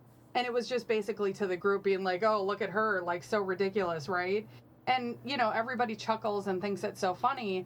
And then, so you're, like, belittled, and you're also then doing that, well, was I reading him right? Like, because my gut instinct is usually pretty accurate with these people. And it's like, you have that instant, like, well, everybody else seems to like him, and it seems fine. And so then you start letting that guard down, and it's just, and you shouldn't, because that's not a good place to be. But like Brad, you were talking about the dehumanizing part, and it's like that part really is disgusting, because it's not really about, they're not like, oh, that woman is really attractive to me, like she's got a beautiful smile or something, I'm gonna go up and say hello. It's just she's got boobs or whatever. Like it's not about that particular person. It's just about trying to get control of that particular person. And it's a really gross thing to see. And yet, when I was younger and going to the bars, like you just expected that. Like, it wasn't even like a blip on my radar that men would act like that. I just expected that I would have at least a couple in the night that would be like that. And to me, it was always, how did they respond when I tried to like get away from them? Because then I was like, okay, who do I have to keep an eye on when I leave? Or maybe I can leave like with a group of people that I don't know, but I can like kind of, follow them so that I at least have some other people around, so like, which is, I mean, it's shitty. Our the bar should be set higher, but when I was going to the bar regularly, I mean, that was just kind of, you just kind of expected it. Like, there would just always be those guys who, like, I could literally be anyone, and it's just, they just wanted to see if they could like succeed, and then like what could they get out of it. So I mean, it's just kind of something that you expect, I think, at this point. Yeah, it's interesting to hear that, because I hear echoes of like kind of what my experiences have been growing up, but in like a totally different way. And like, I think that yours, I mean, specifically, but also those of a woman, are really like way more serious and way more difficult, because like growing up, like I would have a smart mouth on me, and I would have I got into a lot of fights growing up, and for a while it was fine, but then once I, stopped working out and I wasn't like as big as some of the other guys, like there were situations where I would be afraid of getting into a fight because I probably wouldn't be able to beat this guy who was like 2 feet taller than me. But in those situations, like, there's not the sexual element, right? So, like, I learned pretty quickly how to defer to, like, the quote-unquote alphas in the room, where if some guy wants to do a dick measuring contest, I don't need to participate. I can just be like, oh, yeah, man, you're the best, and just, like, make a joke and make him feel good about himself, and then he just fucks off and goes about his business because he wasn't trying to get in my pants. He just wanted to prove that he had the biggest dick in the room. And if you just straight up say, yeah, your dick is so huge, then he, like, is happy with that and he moves on. Oh, boy. Right? Like, you don't have to get into it with him, right? Like, he's not actually looking to beat you up. I mean, unless you're like in high school or something. He just wants you to, like, to show that you see him as more alpha than you, or that he's the dominant one. And it's easy to do that as a guy just by, like, oh, yeah, you're so funny. Oh, yeah, you're so great. You make so much money. Oh, I love your hair. Your car's so great. Your wife's got such big tits. You're awesome. And they get happy with that and move on. But for something like what Gina's talking about, where these people may be after, like, more than that, like, they want to engage with you rather than just to prove their dominance. I mean, that's like a whole other level of engaging with someone. And it sounds to me just like infinitely more dangerous and way more difficult to navigate. So, I mean, getting just even a taste of that through this game, to me, was like really frightening and really horrifying. Especially as someone, I mean, as male, I've never had to really go through that in these shoes, but I try to be really respectful. I would like to say that all the people that I've dated in the past would have good things to say about me, and, try to, just be a good citizen in general and just, like, respect people. But seeing the kind of, like, lizard-like behavior of these people and just seeing women as objects was really, really just fucking gross and really difficult to get through. I mean, I don't know about you guys, but when I got through this game, number one, I wanted to take a shower, and number two, I wanted to beat the shit out of, like, all these guys because they were fucking scumbags. Like, it was terrible. And I was just really horrified. I mean, honey, when you got done with this, I mean, how did you feel? I mean, I know that this is bringing up a lot of stuff that you've had actual experience with, but, like, do you feel like this game really effectively captured a lot of what it's like to be, like, a woman in a bar, or do you feel like this was pretty true to life? Yeah, I feel like it was pretty accurate. Like I said, every single one of those guys that they had come up, that kind of character, personality, I've come in contact with every single one of those at a bar at some point or another, where it's, the shaming, the using the social norms against you, the guilt, the flattery, all of those things. But it's like, that they're not really seeing you. They just, ultimately, it's a conquest. They need to win in some way. So yeah, I mean, I feel like it was pretty accurate. Some of the responses I felt like were kind of odd. And I don't know if it was just like they were kind of trying to lead you a certain way, but some of the responses I thought were a little like, really? I wouldn't really say any of those things, but okay. So yeah, I mean, I felt like it was pretty accurate. And it's funny because one of the other things that kind of stuck out to me was when you start the game, you get your drink, and one of the first things you do after you have your interaction with the bartender is you turn to your right, and you're basically like sitting at a bar, like a long bar, and you turn to your right, and they have like 3 or 4 guys that are just like right there, and like they have this like look on their face, like they have just like different variations of smarmy looks on their face, where they're kind of smirking, they're kind of like, oh, here we go, and it was just like, it really is kind of like, that, what did somebody call it? Like a horror adventure game or whatever? Survival horror, yeah. Yeah. And it was kind of where it's like, you turn and you're kind of like, okay, here we go. Like, now it's going to start, and especially if you are a woman who doesn't, is not showing openly that you're attached to somebody else in the bar, you're basically fair game is what ends up happening. It's funny you mentioned that scene, because when you do see that picture of all those guys right next to you leering, like, that's totally a scene where, like, I would want to check my ammo to make sure I've got enough to make it through that room, because right. I would need to, like, have the rocket launcher at the ready to clear that room out of the scumbags. Corey, so I guess I'm curious. I don't know your dating history. We haven't really talked about that on the show, and feel free to not disclose if you don't want to. But I guess, are there parallels to this, like when you were dating, or like when you were before you got married and stuff? Like, is some of this echoing to you as like a gay man in the gay dating world at all? Well, I mean, I'm kind of maybe lucky perhaps in the sense that I didn't really date a whole lot whenever I was younger, because whenever I was like in college or in high school. I didn't really, I mean, I've only had like a few serious boyfriends, one of whom is my husband now. So I guess that's pretty successful for me. But the first guy I seriously dated in high school, my senior year of high school, he didn't like, I was never approached in this way. Like we met in a very kind of like amicable, like dating scenario. But toward the end of the relationship, it became really toxic, and he like started stalking me, and he like threatened to kill himself, and like all of that stuff that comes along with like breaking up with somebody. But that's like a completely different discussion than what is on this end of the game. But even not having dated, because I mean, like sexual harassment and sexual assault is a very real thing in like the gay male space too. Like I know someone who met a guy on like Tinder or Grindr or something who ended up sexually assaulting him, and that, you know, so that's a very real thing that happens in the gay space as well. But even like in my day-to-day life now, being a gay man and even being married or what have you, I still feel like I definitely don't go to the extent that women do. Like when Gina was talking about, I mean, this is something I hadn't really thought about in the context of the game, but when she was talking about, you know, like knowing exactly where to park, knowing that you're parking in a well-lit area, knowing that you have an escape plan to get back to the car whenever you're finished with doing whatever you're doing. I mean, I've definitely heard stories about that, you know, hearing stories about women who like, you know, they check under their car and they check in the back seats every time they get in their car because you just never know, you know, somebody could have broken into their car and could be in it or something. But when I was playing the game, I hadn't really thought about that specifically. But even parallels to that, I feel like being a gay man on a day-to-day basis, like if I'm in like really hyper-masculine places, like sometimes even when I'm like shooting at the skate park or something, because like most of the skateboarders are like, you know, pretty like muscular straight dudes, or if I'm out at a bar either by myself or maybe with another friend, like I feel a lot of the same.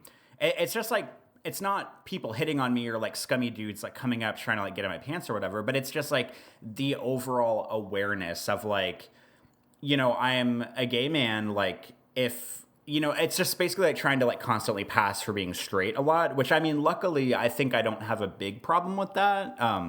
Because I tend to, like, the gender roles that I tend to perform on a daily basis are, like, pretty masculine. Like, I do have, like, fingernail polish, but as we've discussed on the show before, like, fingernail polish is kind of taking over sort of, like, in the punk space, so it's definitely, like, widely. It's not just like, oh, he has his fingernails polished, obviously he must be gay. Like, that's not really what's going on here. But I try to just, like, carry myself in a little more of, like, a sturdy way whenever I'm out by myself, or I'm thinking about, like, you know, if I'm walking around downtown New Orleans by myself, I think about like, okay, well, you know, what would I do if somebody, you know, thought I was gay and came up to me and like tried to fight me, or, you know, what if someone like harassed me or like called me a fag in the streets or something like that? Like those are the kind of scenarios I'm always running through my head. So it's sort of like the preemptive stuff. Like it's not necessarily like when I get to the bar, like worrying about dudes like hitting on me and stuff, but it's more about just like being gay in society, which I think parallels a little bit about like being a woman in society. Cause like Gina was talking about, you know, thinking about the car parking and the routes and everything. And I sort of run through some of those same scenarios in my head, but it's rare that I've been in a scenario where I've like been in a bar and somebody has like hit on me, or, you know, somebody has been trying to do this like pickup thing, because I don't know. I just don't think that happens as often as women, because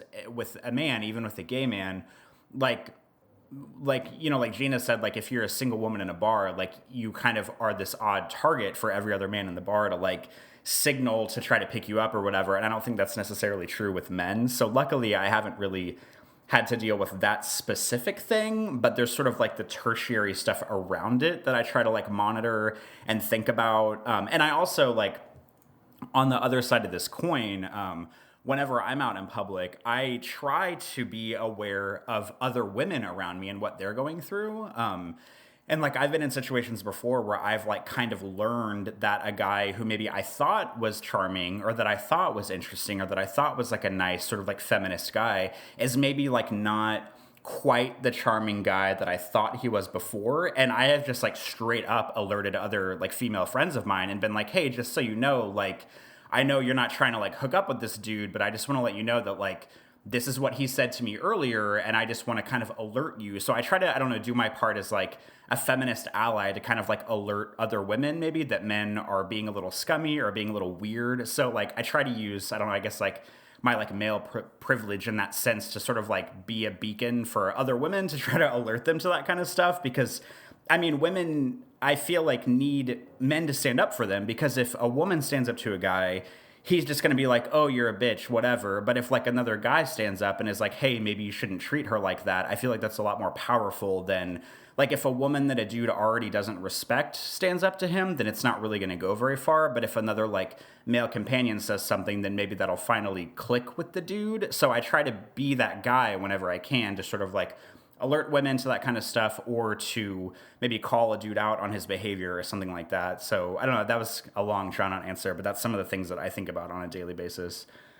Well, it's funny you say that. And, oh, go ahead. Sorry. I was just going to say that last piece that you mentioned. I mean, you know, part of being that ally too is, you know, because it's not always safe for us to even speak up. You know, it's not always safe for a woman to tell a man that she's, you know, not interested, or to back off or whatever. And sometimes, because then the, you know, like we said, the anger, the aggression, the, you know, whatever it is that they're feeling is directed at her or at me. And whereas, you know, if the guy who's sitting next to you overhears all this shit and is like, hold on a second, like, clearly she said no, I can overhear this whole conversation, so I'm just going to be like, nope, she's good, you need to back off. Because again, a person like that is not going to follow that dude to his car.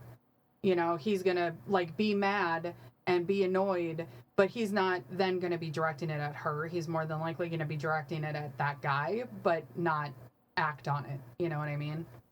Well, I was going to follow up with that because, you know, this is a really good discussion, because I feel like we're capturing like many different angles of this that I think that, you know, not one person would be capable of seeing. So I think this is really good, because kind of following up on these comments, you know, as the token straight guy in this discussion, you know, with my work, I'm often out at night, and I'm often in places that are maybe not super well populated. I find myself in parking lots or in dark streets where I don't really want to be, but I'm sometimes there for work.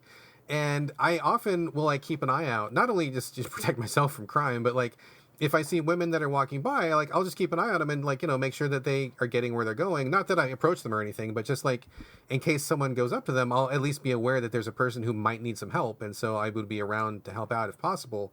And like in another sense, what I will often do, and this is the thing that I do more often, is like when I am going back to my car or I'm walking down the street or something, it's usually dark, it's night. If I see a woman who is walking by herself, I notice that she immediately notices me, and then I will try to like signal that I am not being a threat. And so I will make sure that I'm not walking too closely to her. I will make sure that I slow my pace down. I'm a pretty fast walker, and I don't want to make it seem like I'm gaining ground on her.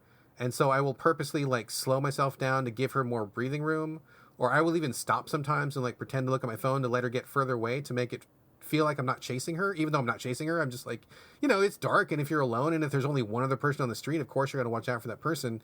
You want to make sure they're not following you. So I will alter my behavior to make it like more obvious to that person that I am not interested, I'm not pursuing, I'm not a threat, which takes basically no nice effort. Guy.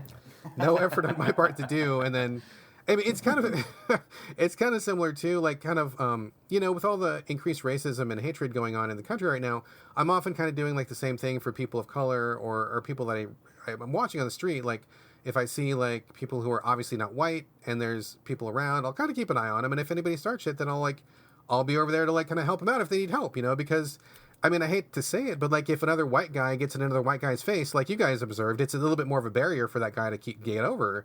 Whereas if it's just a white guy beating up on a woman or on a brown person, different power dynamic, right? But if a number of white guys get in and say, hey, disgusting white guy, back the fuck off, well, then it's one more layer of protection. And it's even, I mean, it's a privilege that I can even think those thoughts to be like, oh, maybe I could help this person out or whatever. And I wish that the world was a different place and that we wouldn't have to think these thoughts, but it is something that goes through my mind. But obviously that's different than what is going through you guys' mind because you know, I do sometimes think about where I park at night because I'm in dark places and not the best areas all the time. But what you guys are both describing is like a whole other level of like situational awareness and like constant, like ever-present danger that you guys experience on a daily basis. So I think it's good that we're able to like talk about this and highlight this, and hopefully that people listening or who are generally listening to this podcast and interested in games will maybe, if they've made it this far in this discussion, will have their eyes open a little bit. Because I don't know about you guys, but I mean, I feel like definitely I've learned more than a lot from both of you, like on how you see things and how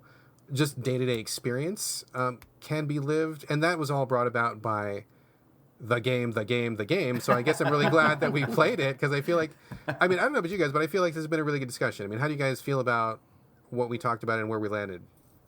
Yeah, I think I think it's really interesting to have these discussions. I mean, I know as soon as I was done playing it, you and I kind of had a conversation with it, and I could see that you were like, oh, well, yeah, there's that, because I was just doing it from my own experience. And, talking about some of that situational awareness, clearly that the conversation has already been there, but the conversation is happening more with all of these mass shootings that are happening and stuff like that. A lot of people have been talking about, I am more aware of where my exits are, of what's going on around me. And it's funny because, I mean, I think I even mentioned this to you, Brad, that it's like, I was like, women already do that. Like, we just kind of do. And then becoming a mom, like, I did it even more. So when I would be out, especially when our son was littler, like, I would always like, how would I get out and what would I do with my child to keep him safe and get people away from him, or do something to keep us safe, or how would I get out, so like it added this even additional layer. And I, probably some people would think I'm paranoid, but like I'm always thinking about that because I don't have the physical ability to just overpower somebody. And then if I throw my child into the mix, there's an additional like person. But, like you were saying, I see, like Muslim women out in, riding the bus or something. And like you said, I kind of just keep an eye out. Sometimes it's just as simple as like making eye contact and smiling at them and just, I'm here. I notice you. We're, everything's good. So I'm just going to keep an eye out as well. And, I mean, it's just kind of looking out for each other more. Yeah, for sure. I mean, I feel like this has been a great discussion. I'm really thankful that we've had this opportunity to talk about this stuff. I've learned a lot. Hopefully the listeners have enjoyed this discussion. Corey, I would like you to pass on to Patrick that I'm really glad that he suggested this game to us. I never would have heard about this if he hadn't brought it to our attention. And I feel like it's been a really good discussion that I feel like was very valuable. So make sure that you thank him for that. But I mean, I think this has been great. I don't have any more thoughts to add to this, but if you guys have any final wrap-up issues to bring up, or any thoughts or comments or anything, we can get to those, and then we should probably move on to the end of the show. Gina, I'm going to go to you first. Anything, final thoughts, anything you'd like to say? No, I think that it was an interesting undertaking. I think the more interesting part was the discussion afterwards. So, I would encourage anybody who's going to play this to find somebody maybe in a different, kind of like what we did, right? We have a gay man, a straight woman, and, maybe have somebody that in a different situation play it as well, and then kind of have the discussion afterwards. I think that was actually even more interesting than playing the game, because the game kind of just made you feel gross. But, good discussion. Totally. Corey, I mean, any final thoughts or any takeaways or anything that you want to say? I will just start by saying that obviously we had this discussion so that Brad and I could just continually pat ourselves on the back for being the best male feminists out there. I know. No, not really. I do think that this is a great discussion, but also it was a sad discussion because it's just a constant reminder of the things that people who are not like straight white dudes have to go through in society on a daily basis. But I feel like we're doing our part to, as we often do on the show, to kind of talk about like social justice issues or talk about stuff that's going on in society that's more than just the game itself. And I'm glad that we had this discussion. And thank you, Gina, so much for coming on to talk about this and for taking the time to play the game and to come on, because having there's nothing worse than having a panel of all white dudes talking about diversity. So like we can do our best to like bring, other kind of people on the show, be it women or be it, people of color or whatnot. So thank you for coming on the show. And I appreciate you taking the time to play the game and to discuss this with us. Yeah, of course. Thank you guys for having me. I appreciate it. All right. We're going to let you go now. Thank you for joining us, honey. And I will see you at home. All right. Bye. Okay. Bye. All right. Well, thanks again to my wife, Gina Galloway, for joining us on the show. Also, Corey, thank you to Patrick for the suggestion. I think this was a great suggestion. And I think the takeaway is just play this game. I mean, it's free. I don't think we mentioned that, but it's free. You can download it, and it takes... I mean, I played through it in about 15 minutes or so. Corey, I think you spent a little bit more time on the game, but I think that anybody who is at all interested in the issues we discussed, or if you actually made it through the entire chat, I mean, please just take a few minutes. You can play the entire thing in one sitting, and you'll get a pretty good first-hand view of what we were talking about. Agreed? Agreed. All right, excellent. So now let's what are we doing? That was such a good discussion. I kind of got lost in the whole moment of the thing. I think let's take a short break. Let's take a short break. Yeah, and then we'll come back and do the Q&A and sign off. How about that? Let's do that. All right. All right, so before we get to the end of the show, I do again want to apologize to listeners who sent in some questions. Like I mentioned earlier, we've been sitting on these for a while. No one to blame but ourselves, specifically me, because I should have gotten these on the script a lot earlier than I did, so I am sorry for taking so long. But we are going to answer these questions now with no further ado. First one comes from the mailman with calves of steel, Joshua Jackson, your friend and mine. He says, hey, I worked at a Thai restaurant for 6 years. I mean, before he carried the mail. I mean, man's doing God's work. He's bringing mail. He's serving Thai food. I mean, like, what better citizen could you possibly ask for? He says, Thai is absolutely my favorite kind of cuisine. What are your guys' favorite meals? Corey, what are your favorite meals, sir? Well, first of all, I feel like a goober because I answered this on Twitter whenever, like, he asked us, because sometimes, every once in a while we'll get someone who'll just be like, hey, quick question on Twitter. And then I just answer them because I have no patience for stuff. And then I go back and think, okay, maybe we should actually talk about this on the show. So this is a twofer where I did answer it very foolishly on Twitter. And now we're back talking about it for a more thorough answer. But long story short, I love Thai food. And every time we go to a Thai restaurant, meaning me and Patrick, or just me by myself, I always get pad Thai every single time. Pad Thai, usually you can choose what kind of meat you want in it. I always get tofu. If I were to get meat, I would get chicken, but I always get Pad Thai with tofu. I still get the egg. That's the question they always ask. I say, can I get fried tofu? And they say, yes. Do you still want the egg? And I say, yes, because I'll take a vegetarian dish, but I feel like egg is the thing that really makes Pad Thai kind of like come together. And if they ask what spice level, because a lot of restaurants do spice levels, Thai restaurants, if it's on like a 5-point scale, I usually do a 4. And if it's on like a 10-point scale, I'll do like a 7 probably. Whoa. Or 8. You're hardcore, dude. You're hardcore. Yeah, I mean, I usually end up regretting it about 20 minutes later. But also some places, like, you order... Like, I'll say, like, a 4, and then, they're like, oh, this fucking white guy, and they, like, make it not that spicy. So it just kind of depends. But I always get Pad Thai, always with tofu, and always get, like, not the highest spice level, but, like, pretty high. All right. I love Thai food as well. I eat it pretty often. I mean, it's just, like, I eat it so often, like, I feel like I can't even really pick it as my favorite thing, because I just have it so often. But I usually get Pad Thai as well, but... I like to get it with egg, and I actually get, like, extra egg, because that's, like, my favorite protein to have in it, and so I will often ask them, can you just skip the tofu or chicken or whatever, and just give me, like, extra egg, and then if they do, then that's great. But I have a good friend of mine, who I used to go out to Thai with all the time when I was back in college, and she used to say that when you go to Thai, if you are not leaving with diarrhea, you did not get it spicy enough. So I don't know that I agree with that, but that has always stuck with me all these years, and that's something you can now think about as well. As far as my other favorite stuff to eat, I do love Katsu Burger. I've talked about it a million times on the show. I eat there probably more often than I should, which is a Japanese-style burger place here in Seattle. I think they originated in Seattle, if I'm not mistaken, where they have really good ingredients. They have these really big burgers, and you can get chicken or pork or tofu or beef. And they katsu fry the patty. They also offer really good milkshakes and french fries that have nori seaweed on top of them, which is delicious. I'm always down for sushi. I'm always down for a taco truck. And this is going to be like totally like jackass. Can't believe he actually said this. But like one of my favorite things to eat, my favorite kind of cuisine, is just like something that I cook myself. Like one of my own favorite dishes is just something I make. I make this salmon. I don't know if I ever mentioned it on the show before, but I love fish. I love salmon especially.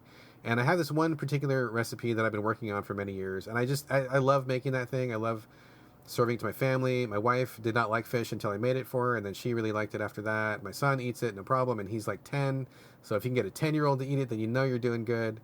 So I make a very particular kind of a salmon. We can talk about the recipe some other time if you like to, but that's like one of my favorite things to do too. But I mean, I'm down for basically anything. But if I get my pick of anywhere to go in Seattle, it's probably Katsu Burger, I'm guessing. So that would be my favorite kind of. I don't know if that counts as a cuisine. It's kind of a fusion cuisine, but that's my favorite thing to get. So Joshua Jackson, sorry we waited like a million years to answer your question. You probably forgot you even asked it. You probably don't even care by now, but we answered it. Sorry, we will not wait that long again. The second question that we have on tap today is going to be a more difficult one, and I would give a warning, a trigger warning to people listening to the show. We don't usually talk about politics because I know that a lot of people look to our show as an escape from politics. I know we all are fighting the good fight right now, but you got to take some mental health time. You got to take a few minutes to just breathe and just get away from things. I totally get that 100%. And we're not going to turn the show into like hyper politics in general, but we did get asked a very specific set of questions by superfan Jeroen in Germany, and I feel like we do have an obligation to answer them. So we're going to go through these really quickly, and we're going to do our best to answer these. But if you're a listener who comes to the show to get away from politics, maybe fast forward like 5 minutes, or maybe look to the timestamps on the show to just get ahead of this or something. But just as a heads up, we're going to be talking politics for like the next couple of minutes, and just, you've been warned, and we're talking about it because we were specifically asked. So I'll go through the questions. Corey, you answer first, I'll answer second, and then we'll see where we end up. Sound good? Yes, and also I'm like woefully underprepared to answer every single one of these questions, so take my answers with a grain of salt. No problem. I like it salty. So let's roll ahead. First question from Jeroen in Germany. Who is your favorite Democratic presidential candidate? He says, I don't know how to pronounce that guy's name. Pete, do you know how to pronounce it? I don't. Buttigieg? I'm hearing from the audience. Buttigieg. He says, Pete Buttigieg, by far, love this guy so fresh. Corey, who is your favorite Democratic presidential candidate? So far, I would have to go with Elizabeth Warren because she seems to have just the most she has a ton of experience, first of all. That's really important to me. And she just has kind of like a can-do, like, here's my policies, we need to get shit done attitude that I really appreciate. So she is probably my top pick right now. I agree. I would also pick Elizabeth Warren for basically the same reasons. She seems to have the biggest, like, no bullshit factor, which I really appreciate. She seems to really think through her answers. She doesn't seem afraid to, like, take on Trump directly and challenge some of the stuff that he says. And the stuff that she says makes fucking sense. Like, I listen to her answers and I'm like, yes, I think that would work. Like, this makes sense to me, as opposed to some of the other candidates who talk a big game but don't really have any real plan to get us there. So I would also pick Elizabeth Warren. I'm hoping that she gets to the point where we can vote for her, because I will definitely vote for her. Next question. Who do you think has the best chance of beating Trump and why? I mean, Jeroen says Bernie. I'm going to stick with Warren for basically the reasons we just discussed. I'm assuming you will too.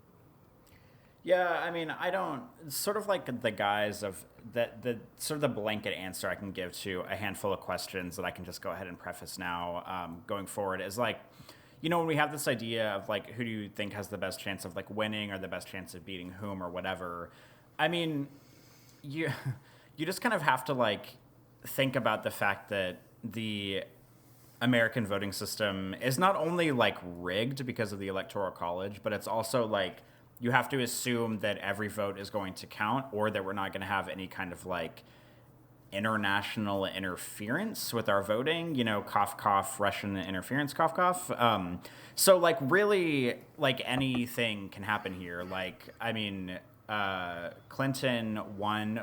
She had like 3 million more votes than Trump in the 2016 election. And that's if we're assuming that the numbers were actually correct and they weren't somehow altered or interfered with, and yet he still won the election. So like, as far any question that's like who will beat whom or who will win, like, it's really, I just don't feel confident answering those, because when it comes to the American like political system, nothing goes the way, like nothing works the way you think it will.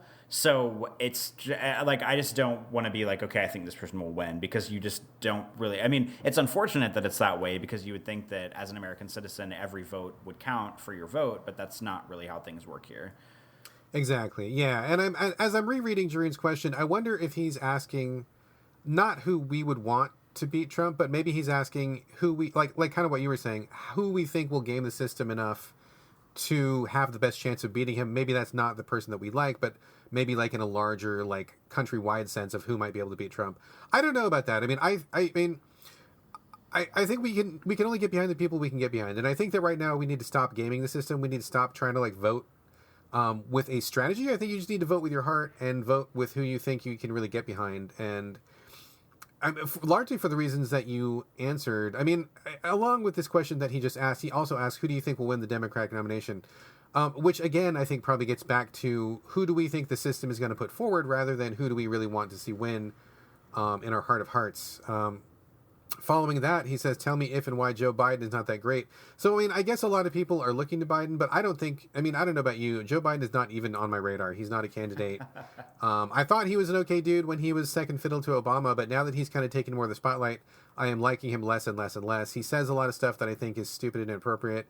He seems really out of touch with the American people. He's also really too old. He doesn't seem ready to he doesn't seem ready to fight the fight that we need to fight right now. He seems ready to settle things back into the norm, which I think we are past the point of accepting that anymore. I think things have gone too far. We can't just get a guy who's going to take us back to the status quo before Trump won. I don't think that's going to work. So, I mean, other than that, Bernie. I mean, Bernie is like this old guy. He talks a big talk, but he has no walk to back it up. He doesn't really have a way to make a lot of his big ideas happen. And he's got a lot of questionable shit in his past, too. Like, his voting record isn't perfect. And his answers to a lot of stuff, I feel like, are just really pat. Like, he's trying to keep his Bernie bros happy, but I think that if he push comes to shove, I don't think he's going to be nearly the guy that we think he is, or that he likes us to think he is. I don't know. So, okay, so the next question is, will Trump be beaten in 2020? So I'm going to ask you first, Corey. I think you've already partially answered this, but do you think he will be beaten in 2020? I mean, I don't know. I mean, I hope so. I certainly would. I think that would be the best scenario. Even if it's somebody that, you know, a Democratic candidate that we don't necessarily want in office, like Joe Biden. Like, I would rather not see like Joe Biden be president, but I would rather see him be president than Trump.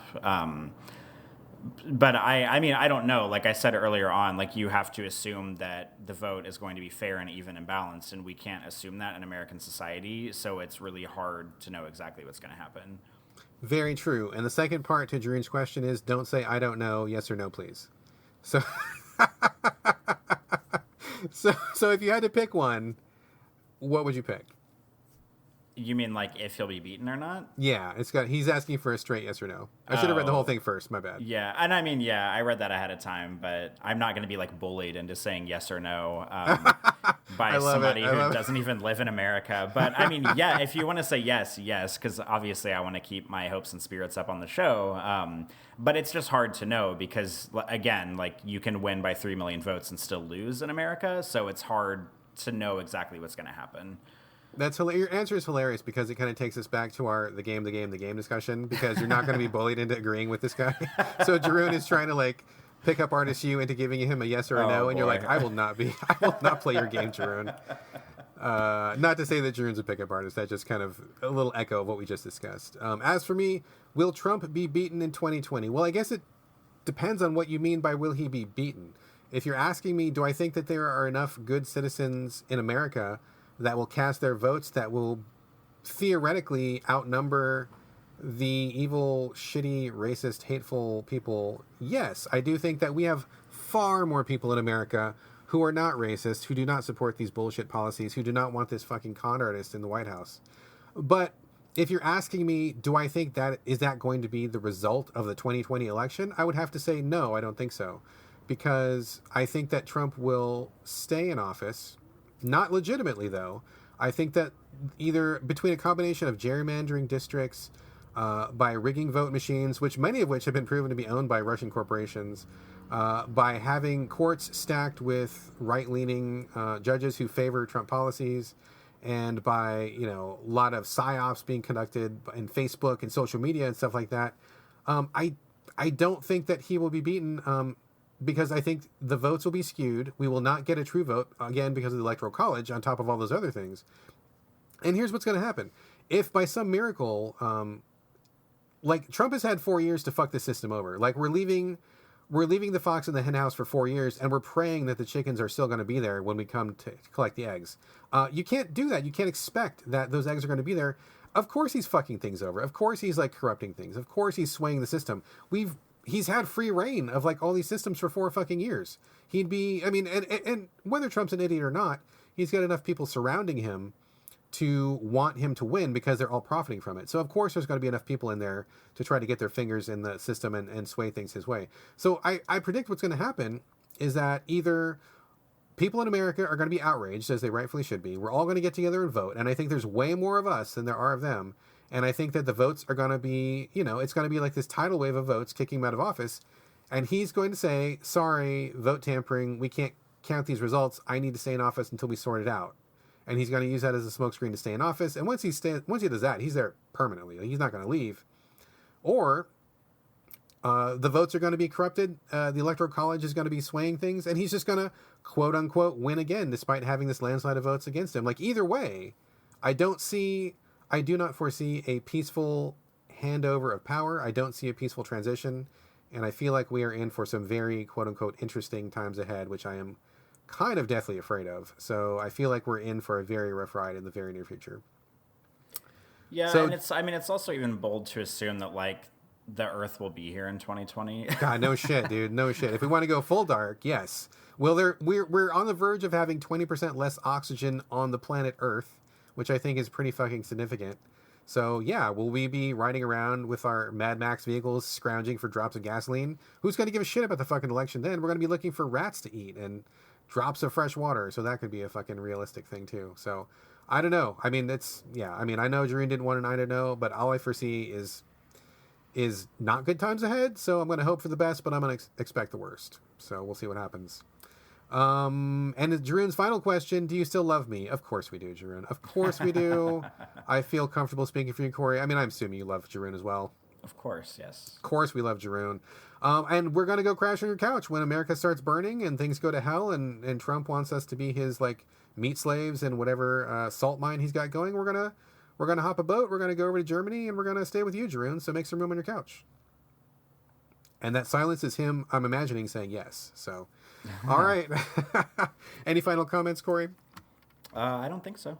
Okay, there we go. Thank you both for the questions, Joshua and Jareen. And of course, anybody else listening, feel free to send in your questions as well. And I promise we will try to do better in answering those more promptly. Again, I apologize. But this brings us to the actual end of the show. Thank you all very much for listening. We'll be back next week with another episode. And as promised at the beginning, we are giving away more games. Giving away games, so many games to give. We have PS4, Xbox One, a lot of Xbox One. We have Switch, and we have so many PC codes. It is fucking ridiculous. If you play games on PC, this is your week, bro. Send me an email. I will hook you up. I will give you so many free games. Just write in. All you got to do is email and ask for one. The game might be great, the game might be awful, but either way, the game will be free. Where do you email? Same place where you send us your comments, thoughts, feedback, ideas, anything else you'd like to. Hit us up, sovideogamespodcast@gmail.com. One email address does it all. You can also post comments for us at gamecritics.com after the show goes up.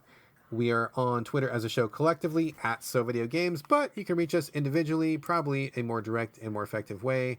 I am on Twitter and Instagram, BradGallaway, Brad Galloway. Corey, where are you on the social media?